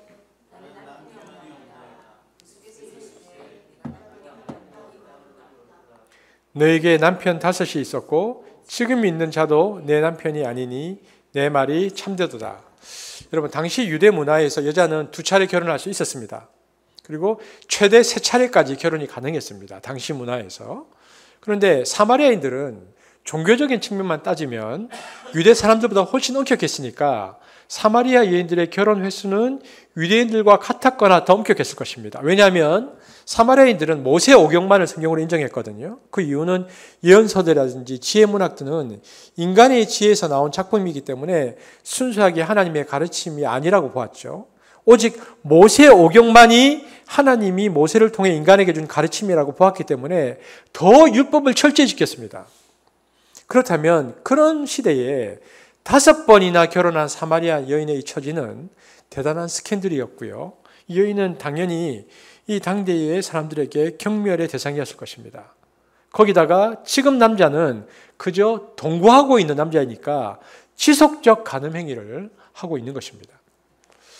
그러므로 오늘날 많은 사람들은 이 사마리아 여인을 도덕적으로 타락한 여자와 그리고 남자들을 여러 번 갈아치우는 성적으로 문란한 생활을 한 여자로 생각합니다. 하지만 실상은 그렇게 쉽게 단정할 문제가 아닙니다. 이 여인을 이렇게 볼 수 없는 것은요. 왜 그러냐면 당시 유대인들의 결혼 관습을 보면 여자들은 남편에게 이혼을 청구할 권한이 없었습니다. 하지만 남자들은 쉽게 아내를 버릴 수 있었어요. 신명기 24장 1절 2절 한번 볼까요? 이 당시 어떻게 되어 있는지 결혼 문화가. 신명기 24장 1절 2절 시작. 사람이 아내를 맞이하여 데려온 후에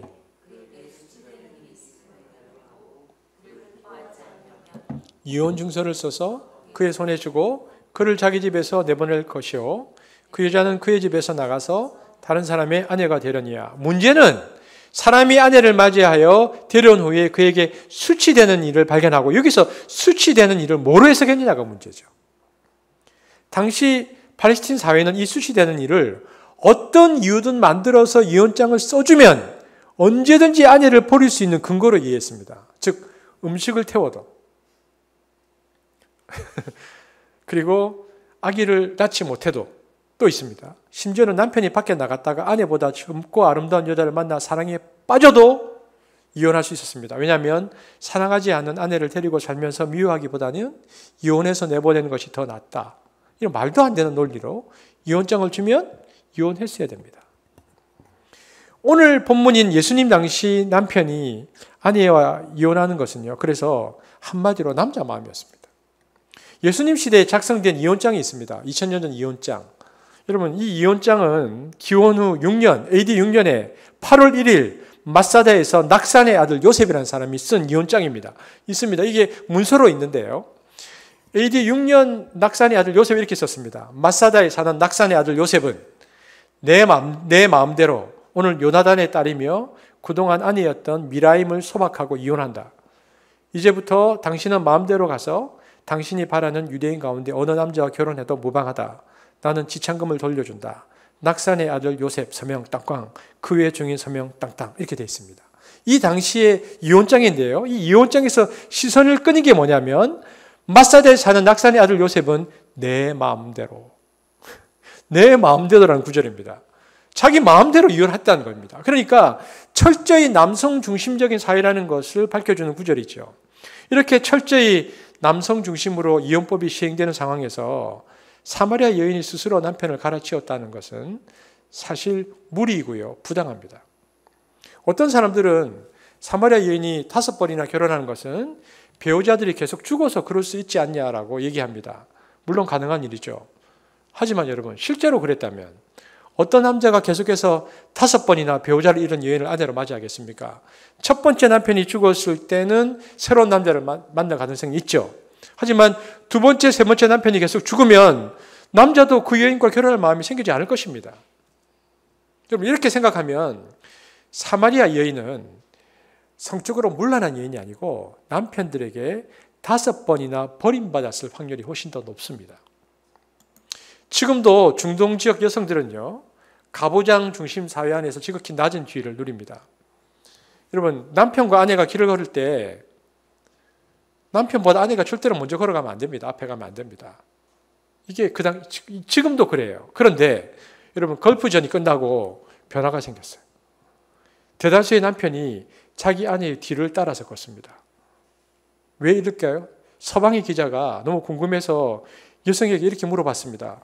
전쟁 이후에 이 여성들의 지위에 큰 변화가 있는 것 같은데 도대체 저 잘난 남자들 여자를 뒤에 서도록 만든 비결이 뭡니까? 물으니까 그 여인들이 덤덤히 말합니다. 쥐래. 먼저 걸어가 보라는 겁니다. 남자들이 뒤에 가는 거죠. 여러분, 그렇다면 이 사마리아 여인은 남편에게 5차례나 버림받은 것으로 보아야 합니다.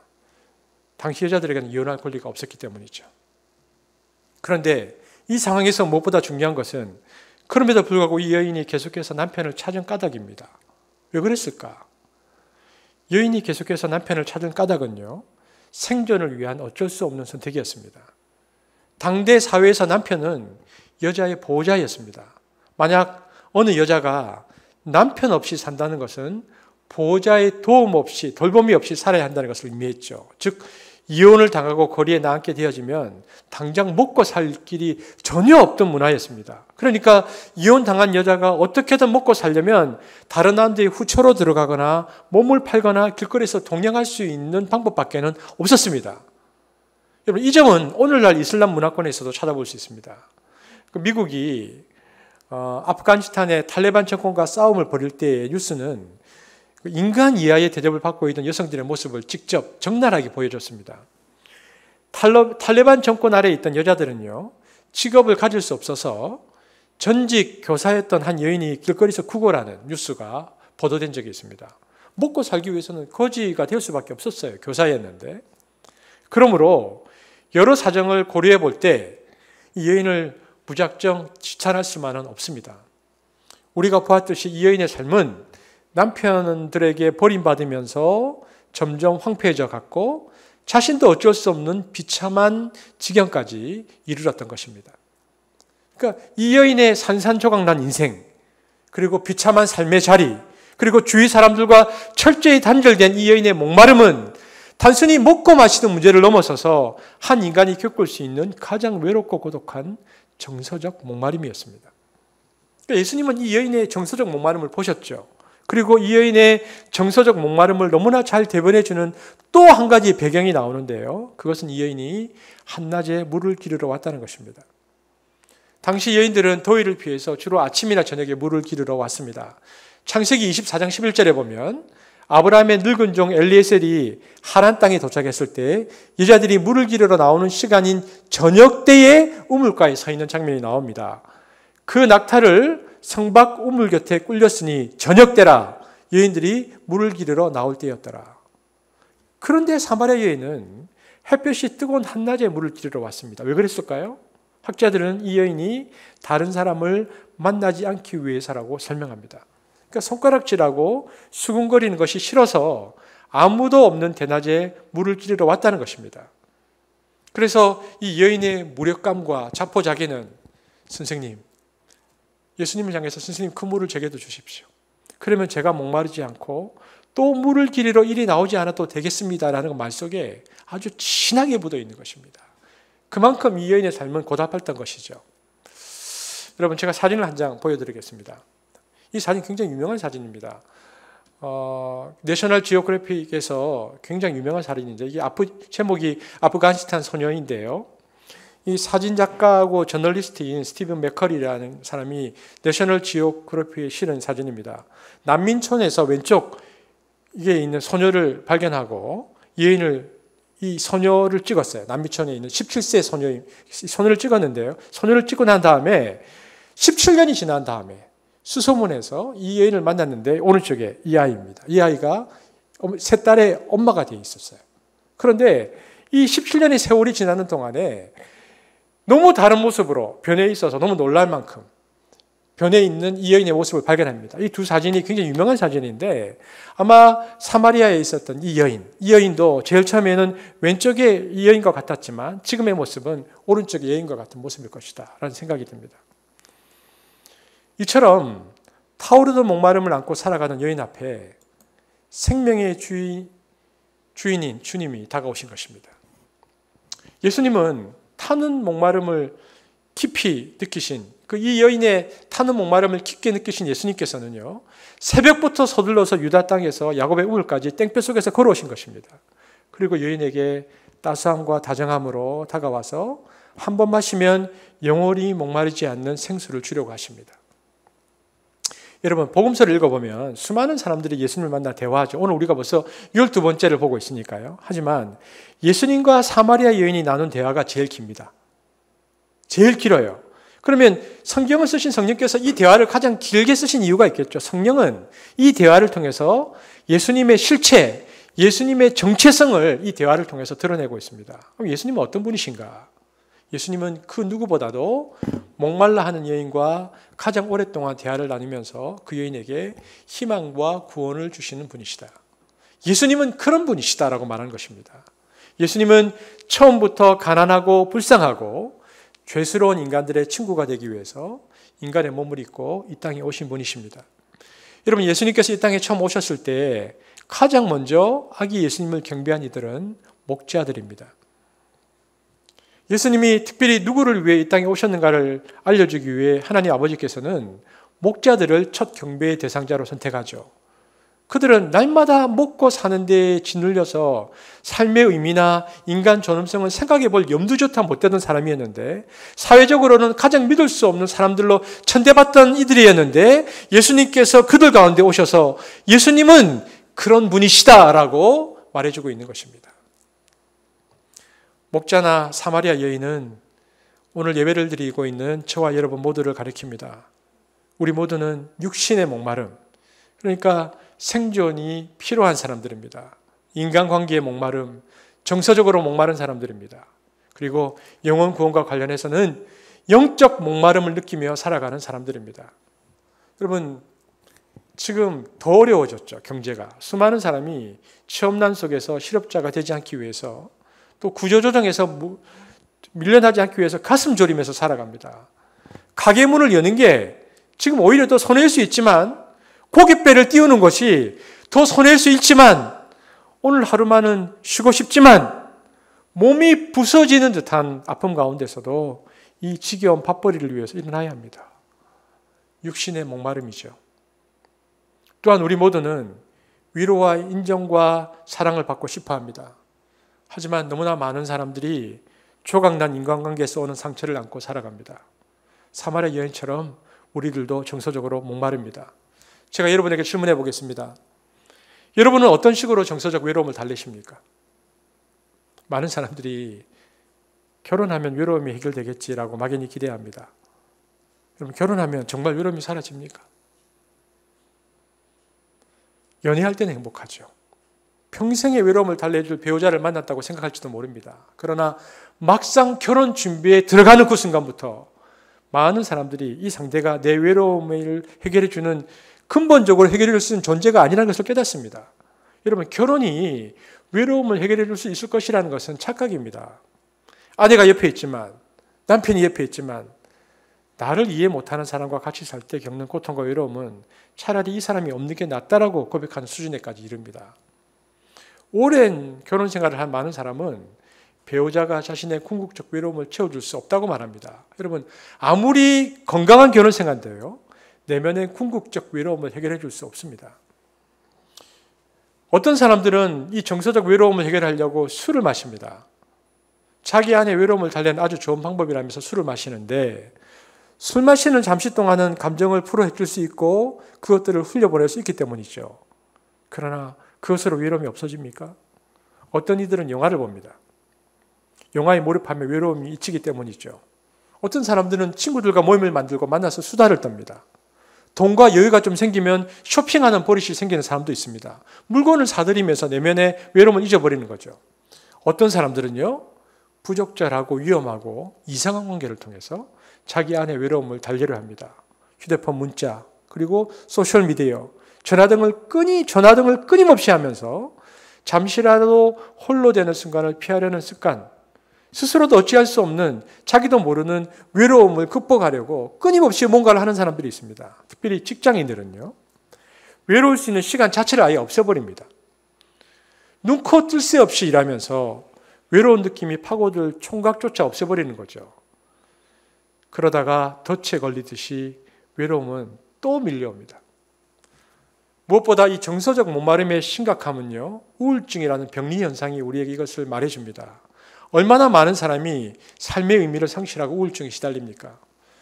여러분, 세계보건기구 발표에 의하면 세상에서 가장 만연된 질병이 우울증인데 이 세상에서 가장 많이 팔리는 약도 우울증 약입니다. 여러분, 우울증 약이 없으면 잠을 이루지 못하는 사람이 많습니다.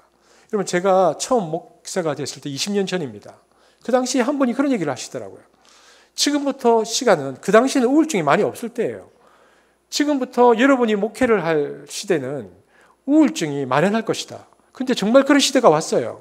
여러분, 우울증은 정서적 목마름이 채워지지 않을 때 나는 사랑받을 만한 존재가 아니다라는 자기 부정으로 인해서 찾아옵니다. 무엇보다도 이 우울증은 다른 사람들보다 자기 자신에게 실망했을 경우에 더 심각한데, 남들의 기대에 부응하지 못하는 것도 우리를 아프게 하지만 자기와의 약속조차 지키지 못할 때 마음의 상처가 더 깊어집니다. 자기에 대한 실망감이 깊어갈 때 불청객처럼 찾아오는 것이 우울증이죠. 자기의 가치를 스스로 인정하지 못하는 것처럼 슬픈 일이 없습니다. 그래서 우울증의 다른 이름은요, 일상화된 슬픔입니다. 그러니 사마리아 여인이 주님, 나에게 그 물을 주십시오. 그러면 제가 목마르지도 않을 것이고 물을 기르러 여기 오지 않아도 되겠습니다라는 고백은 바로 예수님을 향한 우리 자신의 절망적 외침이고 간절한 기도인 것입니다. 예수님께서 요한복음 4장 16절 17절에서 이렇게 말씀하십니다. 함께 읽겠습니다. 시작. 이르시되 가서 내 남편을 불러오라. 여자가 대답하여 이르되 나는 남편이 없나이다. 예수께서 이르시되 내가 남편이 없다 하는 말이 옳도다. 여러분, 4장 16절에서 대화의 주제가 갑자기 생수에서 남편으로 확 바뀝니다. 예수님은 왜 처음 만난 여자에게 뜬금없이 남편 이야기를 하신 것일까요? 예수님은 여인의 과거를 묻지 않으셨지만 이미 그녀에 관하여서 속속들이 알고 계셨습니다. 신적 통찰력이죠. 예수님께서 갑자기 남편 얘기를 탁 꺼낼 때 이 여인이 예수님의 신적 권위를 느낍니다. 왜냐하면 결혼과 남편이라는 단어는 여인이 철저히 숨기고 싶은 과거의 현실이었습니다. 간혹 저와 여러분도 마찬가지로 우리는 다른 것은 몰라도 제발 그 말만은 하지 말았으면 하는 것이 있습니다. 아마 사마리아 여인에게 남편 문제만큼은 꼭 숨기고 싶은 부분이었을 것입니다.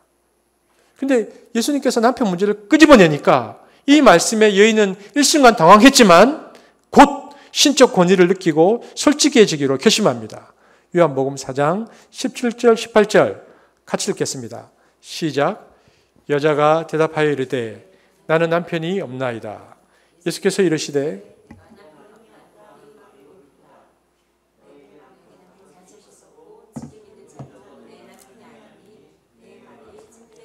내 말이 참되도다라는 말은 남편이 없다라는 사마리아 여인의 말이 정직하다는 뜻입니다. 이 말이 정직하다. 누군가 우리의 과거와 마음속까지 알고 있다면 어떻게 될까요? 나에 대해서 모든 것을 다 알고 있다고 생각하면 사실 부끄럽기도 하고 한편으로는 겁도 나겠죠. 하지만 다시 한번 생각해 보면 안심이 되고 위로가 될 수도 있습니다. 이미 모든 것을 다 알고 있기 때문에 더 이상 숨길 것도 없고 그래서 마음이 더 편해지기도 할 것입니다. 우리에 대해서 전혀 모르는 사람에게는 감추는 것이 의미가 있죠. 하지만 우리에 대해서 모든 것을 알고 있는 사람에게 감춘다는 것은 어리석은 일입니다. 여러분, 예수님은 사람의 과거는 물론 그 사람의 내면과 미래까지 훤히 꿰뚫어 보시는 분이십니다. 우리를 만나 이야기를 듣고 아시는 것이 아니고 만나지 않고 얘기를 듣지 않아도 우리의 모든 것을 알고 계시는 분이 예수님이십니다. 우리가 고백하지 않아도 우리의 모든 것을 알고 계시죠. 하지만 예수님은 마치 모르는 것처럼 우리에게 말을 걸어오십니다. 그리고 우리를 하여금 고백할 수 있는 기회를 주십니다. 여러분, 고백이라는 단어가 내포하는 것이 무엇입니까? 고백은 혼자 하는 게 아니고 상대방이 있어야 그 말을 들어주는 것입니다. 우리에게는, 저와 여러분에게는 그 고백을 들어줄 분이 계십니다. 그리고 우리의 과거와 신앙을 고백할 때에 예수님께서 고백을 들으시고 너의 고백이 옳다 이렇게 하실 때 그 고백은 참다운 고백이 되는 것입니다. 그러므로 이 예배를 드리면서 저와 여러분에게 필요한 것은 이 고백입니다. 그러므로 우리는 그분 앞에 정직하고 진실하게 서야 됩니다. 이 말은 진실한 기도가 필요하다는 것입니다. 그분 앞에 진실한 기도를 해야 합니다. 하지만 내 남편을 데려오라는 말씀은 단순히 초월적 능력을 보이심으로 그 여인을 주목시키기 위함만은 아니었습니다. 그랬다면 예수님은 예수님의 초월성을 다른 것으로 나타내셨겠죠. 그럼에도 불구하고 주님은 왜 여인의 아픈 과거와 수치스러운 현실을 공개하고 계시는 것일까? 그것은 주님께서 이 여인을 긍휼히 여기셨기 때문입니다. 그녀가 자신의 실상을 보고 깨닫도록 도와주기 위해서입니다. 여러분, 이 여인이라고 해서 어찌 행복하기를 원하지 않았을까요? 새 남편을 만날 때마다 이번만은 행복하리라고 입술을 깨물고 왜 결심하지 않았겠습니까? 그러나 모두 실패하고 말았습니다. 그리고 지금은 가정을 가진 남자와 불륜의 관계를 유지하는 것으로 생존해 가고 있습니다. 여러분, 예수님께서 이 말씀을 하실 때 지금 여러분 제 음성을 듣고 있잖아요. 어떠한 어조로 말씀하셨는지 직접 들을 수 없는 게 유감입니다. 하지만 분명한 것은 예수님이 여인의 어두운 과거를 파헤치는 데 강조점을 두지 않았다는 것입니다.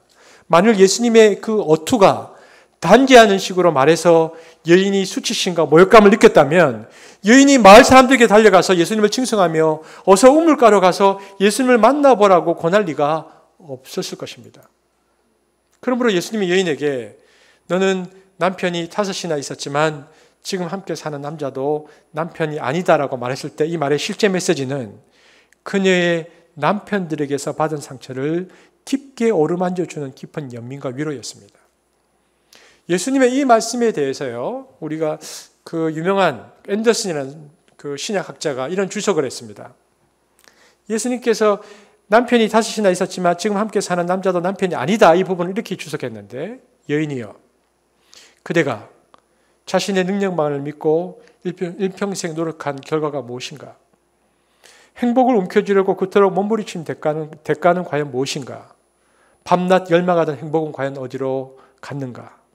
5명의 남편이 너를 차례로 떠나갈 때 너는 자신을 위해서 무엇을 할 수 있었단 말인가? 아무것도 없지 않았는가? 나는 너를 이해한다. 너는 가슴 아픈 상처를 무려 5번이나 경험했구나. 얼마나 네 마음이 뭉그러졌는지 나는 이해한다. 지금의 관계도 언제 깨질지 모르기에 네가 얼마나 불안해하는지 나는 알고 있다.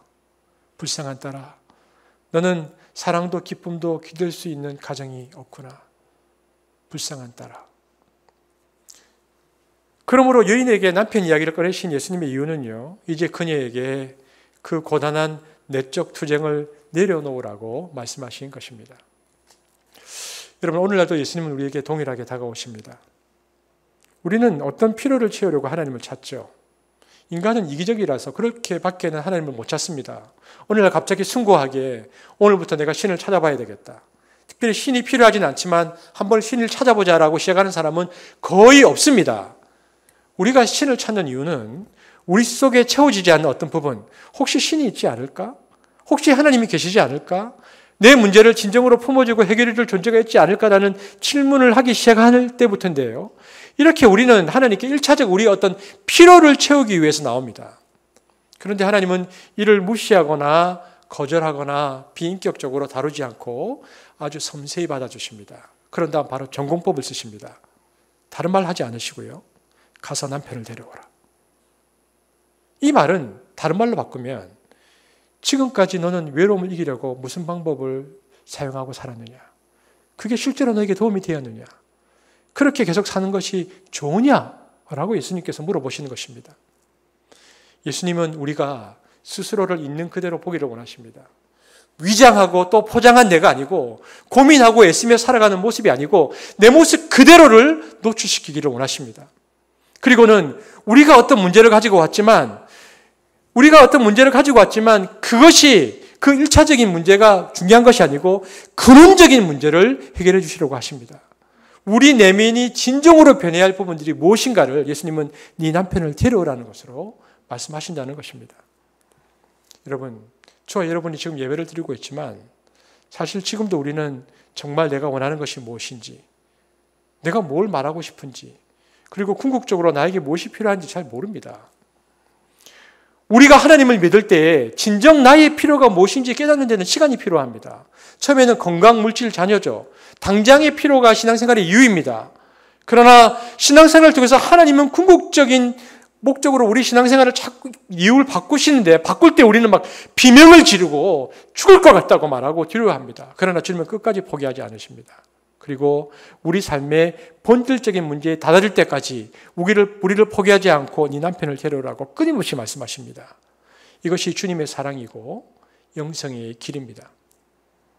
여러분 생각해 보십시오. 만일 사마리아 여인이 예수님을 만나지 못했다면 그녀의 나머지 인생은 어떻게 흘렀을까? 이것은 우리 자신에게도 던져야 할 질문입니다. 만일 그때 내가 예수님을 만나지 못했다면, 만일 그때 내가 세례받고 신앙생활을 하지 못했다면 그동안의 내 인생은 어떻게 흘렀을까? 분명한 것은 사마리아 여인이 예수님을 만나지 못했다면 그녀의 삶은 더 비참했을 것입니다. 상황이 더 나빠졌으면 나빠졌지 결코 좋아지지 않았을 것입니다. 지금 동거 중인 남자가 그녀를 버리면 다시 보호자가 될 새로운 남자를 만났을지는 의문입니다. 마치 레미제라블의 그 코제트의 엄마인 판틴처럼 딸을 걱정하면서 쓸쓸히 죽음을 맞이했을 수도 있습니다. 속절없는 세월과 함께 나이는 들어가고 남자들의 흥미를 끌만한 매력도 미모도 사라져 갔을 테니 여인은 더 힘들었을 것입니다. 하지만 사마리아 여인이 비참하고 처참한 자신의 실상을 깨닫고 정직하게 예수 그리스도 앞에 고백했을 때에 주님께서 생수와 같은 성령님을 그녀의 심령 속에 부어주셔서 이 세상에서 가장 비참했던 여인은 가장 고귀한 성령님의 사람이 되어서 새 생명의 삶을 마음껏 누리게 됩니다. 주님을 만난 여인은 조금씩 자유함을 느끼기 시작합니다. 모든 것을 다 알고 계신 분이라면 더 이상 숨기거나 감추거나 가면을 쓸 필요가 없기 때문입니다. 여러분, 저와 여러분이 예수를 믿는 이유가 무엇입니까? 자유하기 위해서입니다. 더 이상 복잡하게 살지 않아도 되기 때문입니다. 참을 알면 자유를 누립니다. 그 자유 속에는 이른바 종교라는 홀로부터 벗어나는 자유도 포함됩니다. 여러분 보십시오. 주님을 만나자 끊임없이 이 여인이 어찌하여라고 묻더라던 이 질문이 중단됩니다. 알기 전에는 이렇게 복잡합니다. 이 여인은 그녀의 가장 내면한 비밀과 아픔을 드러내시는 예수님 앞에서 적어도 이분은 자신을 심판하기 위해 오신 분이 아니라는 것을 확신합니다. 오히려 자신의 죄를 지적하시는 이분의 모습에서 이 여인은 넘치는 사랑을 봅니다. 그렇구나. 그리스도 그분께서 나를 만나주셨구나. 나의 부끄럽고 수치스러운 삶 구석구석을 그분은 처음부터 알고 계셨구나. 그러면서 그것을 문제 삼지 않고 그 모든 것이 처음부터 아니라고 나에게 말씀해 주시는구나. 여러분, 우리 모두가 성령님의 지배 아래 있지 않으면 우리의 실상 역시 예수 그리스도를 만나기 전 이 여인의 모습과 다를 바 없음을 잊지 말아야 합니다. 우리의 능력이 아무리 크고 우리가 아무리 애써도 인간 스스로는 참된 행복에 도달할 수 없습니다. 그러나 우리의 고단한 짐을 정직히 내려놓고 주님께서 주시는 성령을 받아들이며 고백하는 그 순간 우리의 삶은 달라집니다. 예수 그리스도를 인격적으로 만난 여인의 삶은 전혀 새로워졌다고 성경은 말합니다. 그것의 증거로 그녀로 인하여 수가성이 송두리째 새로워집니다. 요한복음 4장 39절 함께 읽겠습니다. 시작. 여자의 말이 내가 행한 모든 것을 그가 내게 말하였다 증언하므로 그 동네 중에 많은 사마리아 여인이 예수를 믿는지라. 여러분, 제가 아까 말씀드렸던 앤더슨이 이 부분을 이렇게 주석했습니다. 이것으로 말씀을 맺으려고 하는데요. 와서 보세요. 내 모든 꿈과 눈물을 아시는 분을 우물가에서 만났어요. 그분은 내 첫 번째 결혼식, 흰 예복을 입고 수줍음에 얼굴 붉혔던 내 모습을 알고 계셨어요. 그분은 귀여운 아기를 키우며 아름다운 가정을 이루고 싶었던 제 소박한 꿈도 알고 계셨어요. 그리고 제가 첫 남편에게 이유도 없이 이혼당했을 때 그 고통이 얼마나 컸는지 잘 알고 계셨어요. 그분은 내가 이혼당하고 나서 숱한 밤을 눈물로 지낸 것을 알고 계셨어요. 그분은 내가 살아남기 위해 새로운 남편을 찾아 나설 수밖에 없었음을 아셨어요. 매번 새로운 남편에게 버림받으면서 제가 얼마나 깊이 절망하며 죽고 싶어 했는지, 얼마나 하나님의 도움을 간절히 바라고 있었는지 그분은 알고 계셨어요. 이제 제 마음은 기쁘고 기쁨과 희망으로 가득 차 있어요. 그분이 그동안 제가 그렇게도 갈망하며 찾아왔던 생명의 은총을 주셨거든요. 그러니 여러분도 어서 우물가로 달려가서 그분을 만나보세요. 여러분, 저는 여러분의 목사로서 여러분의 남편과 아내가 거듭나서 참된 행복을 누리기를 간절히 소망합니다. 여러분의 영향을 받는 여러분의 자녀들이 진리를 호흡하고 진리를 누리는 진리의 자녀들이 되기를 바랍니다. 그리고 오늘 이 자리가 저와 여러분의 수가성임을 고백하십시다. 예수님은 오늘 우리에게 물을 청하십니다. 십자가에서 내가 목마르다 라고 말씀하셨던 그분은 우리 인생의 목마름을 경험하시고 우리에게 참된 생수를 주시기 위해서 물을 청하시는데 그 물을 청하시는 시간이 예배입니다.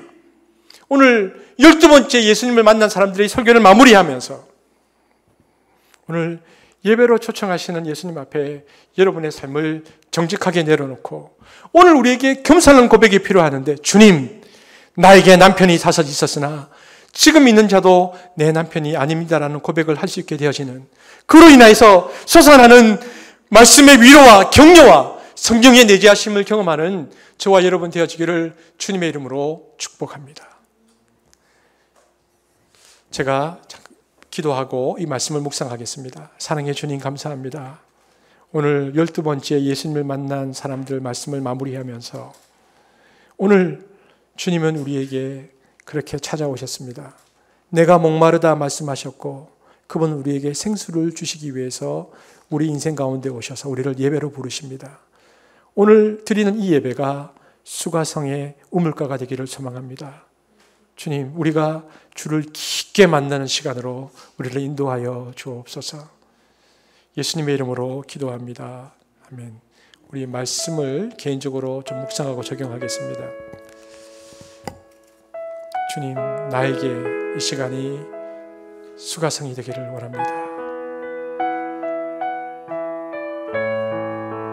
나에게 남편이 다섯 있었으나 지금 있는 자도 내 남편이 아닙니다라는 그 정직한 고백을 할 수 있도록, 그리고 나에게 주셨던 말씀이 어떤 말씀인지를 우리가 기억하면서 묵상하시겠습니다.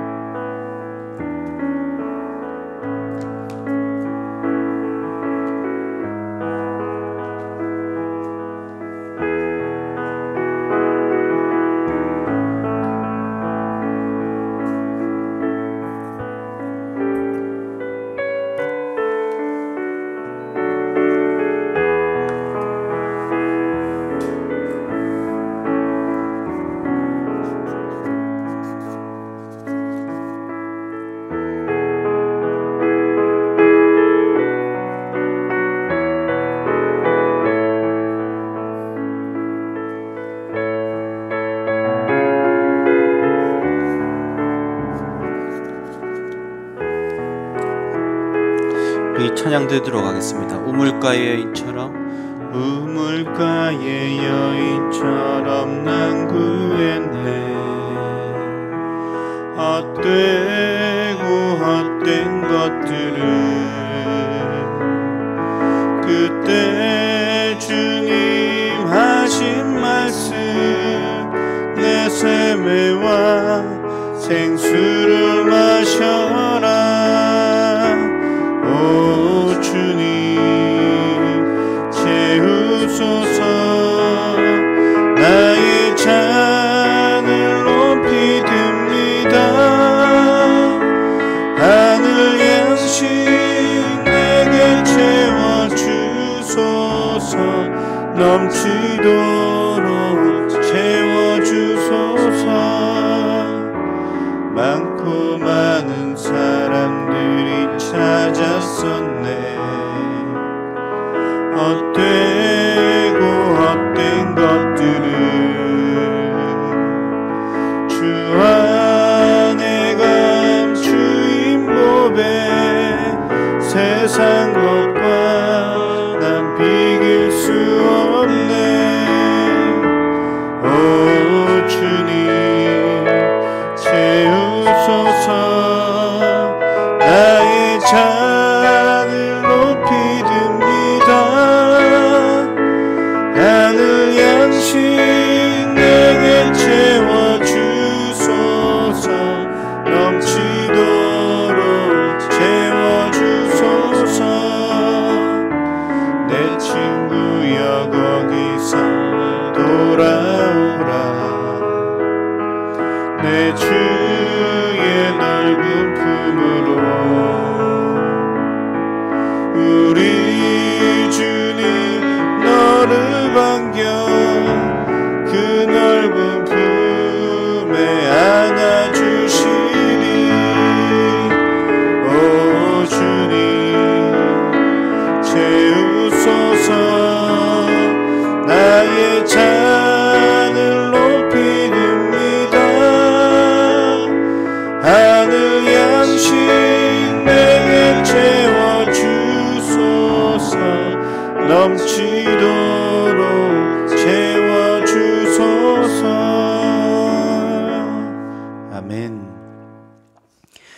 이제 준비된 헌금을 드리는 시간을 가지도록 하겠습니다. 우리 찬양 드리도록 하겠습니다.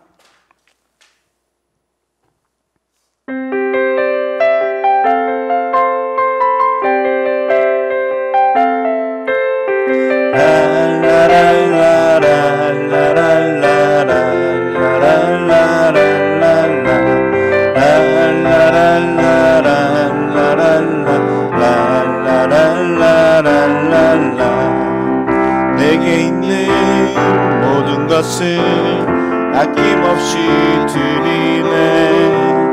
세상 모든 것 다 변해도 변하지 않는 주의 사랑, 주의 크신 은혜 우리에게 주시고 저희로 날마다 찬송하게 하소서. 주께 드리네, 주께 드리네. 나의 젊음과 정성 다해서 주께 드리네, 주께 드리네. 나의 젊음과 정성 다해서 주께 드리네, 주께 드리네, 주께 드리네. 나의 젊음과 정성 다해서 주께 드리네, 주께 드리네. 나의 젊음과 정성 다해서. 목사님 나오셔서 축도해 주심으로, 봉헌기도해 주시고 축도해 주심으로 이 예배를 마치겠습니다. 사랑의 주님, 감사합니다.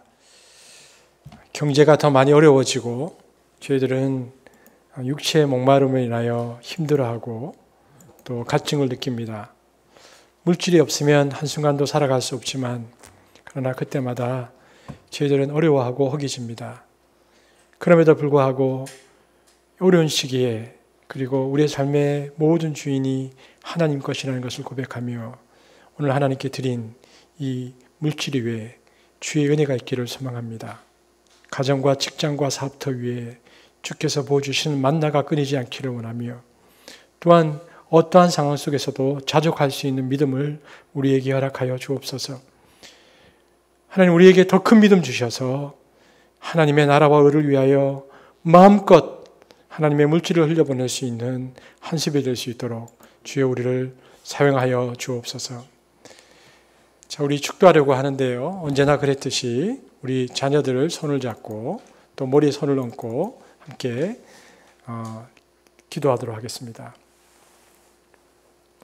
지금은 우리 주 예수 그리스도의 은혜와 하나님의 사랑과 성령의 교통하심이 이 자리가 우리 삶의 우물가임지를 알아 하나님께 정직하게 나가기를 원하는 우리 모두에게 지금부터 영원토록 함께 계실지어다. 아멘.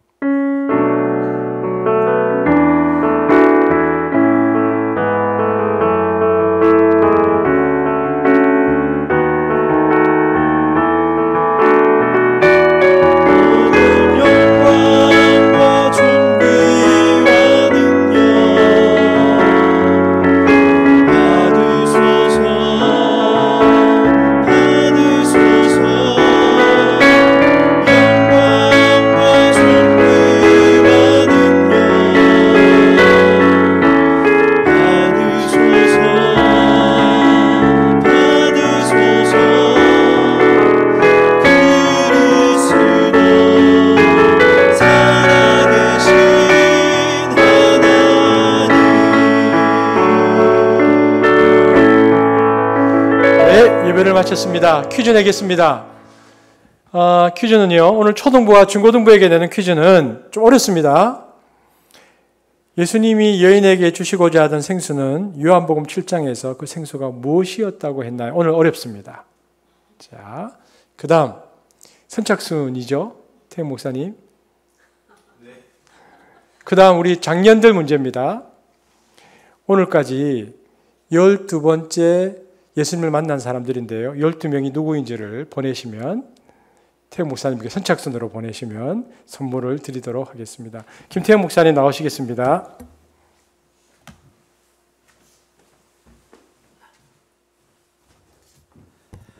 네, 여러분 반갑습니다. 오늘 이제 몇 가지 광고 내용이 있는데요.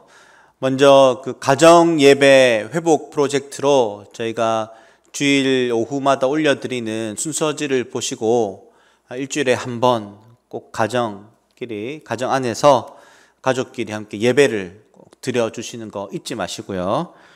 그리고 마지막 광고가 있습니다. 우리 승호가 제대를 했습니다. 여러분과 제대했다는 거. 보통 우리 제대하면 앞에 나와서 인사도 하고 하는데, 그건 이제 지금 이제 영상 예배로 드리는 관계로 따로 할 수 있으면 하고, 안 되면 제대했으니까요. 여러분 민간인입니다. 여러분 많이 환영해 주시기를 바랍니다. 네, 수고하셨습니다. 예배 마쳤습니다.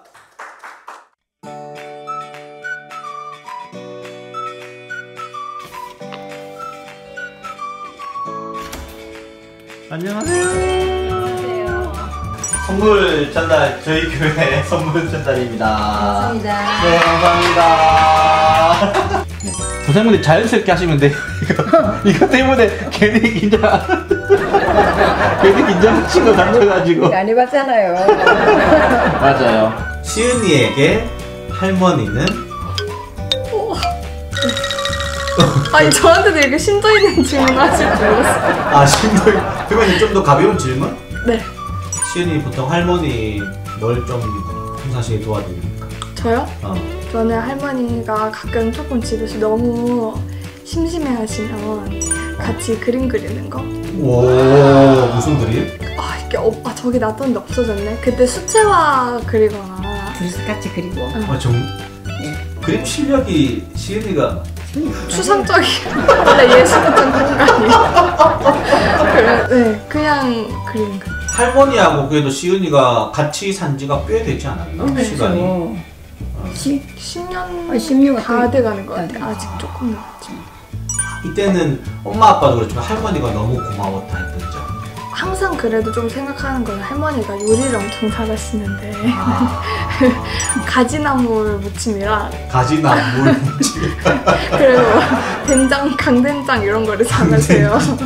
그래가지고 그런 거를 이제 자주 먹으니까 그런 할머니의 손맛을 느낄 때는 할머니 미역국 맛있게. 맞아요. 할머니 미역국. 미역국이 있으면 이제 두 그릇씩. 마지막 질문. 시은이에게 할머니란? 좀 예쁘게 말로 잘 표현하고 싶은데 없으면 안 되는 존재. 그냥 제2의 엄마 같은 존재. 오, 제2의 엄마. 제일 멋있는 말이다.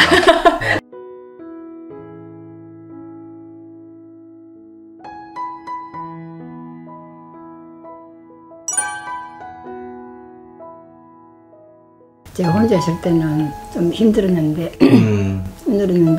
내가 그때는 바쁘게 살았기 때문에 매일 아침 먹고 나면 신방 가고 하루종일 신방 갔다 오면 집에 오면 녹초가 되고 그냥 그때는 신방 한장 할 때거든요. 그러니까 내가 아무래도 혼자 있는 게 좀 무섭고 싫더라고 혼자 있는 게. 네. 그래서 이제 연주가 내려왔을 때 엄마 그냥 가서 가는 거 바람에 얼른 따라왔죠.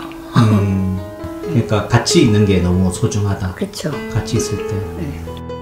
35세 내가 혼자 돼가지고 어떻게 키웠는지도 모르게 그냥 살다 보니까 애들도 컸고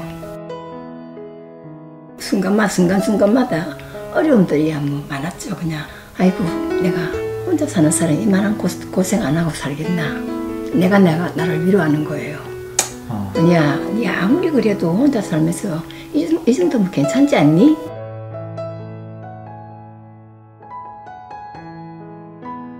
이제 자녀들에게 꼭 해주고 싶은 말이 있다면은 이만큼 살아오다가 느낀 점이 요즘에 들어와서 느낀 점은 참 마지막 때다 싶은 생각이 자꾸만 들어요.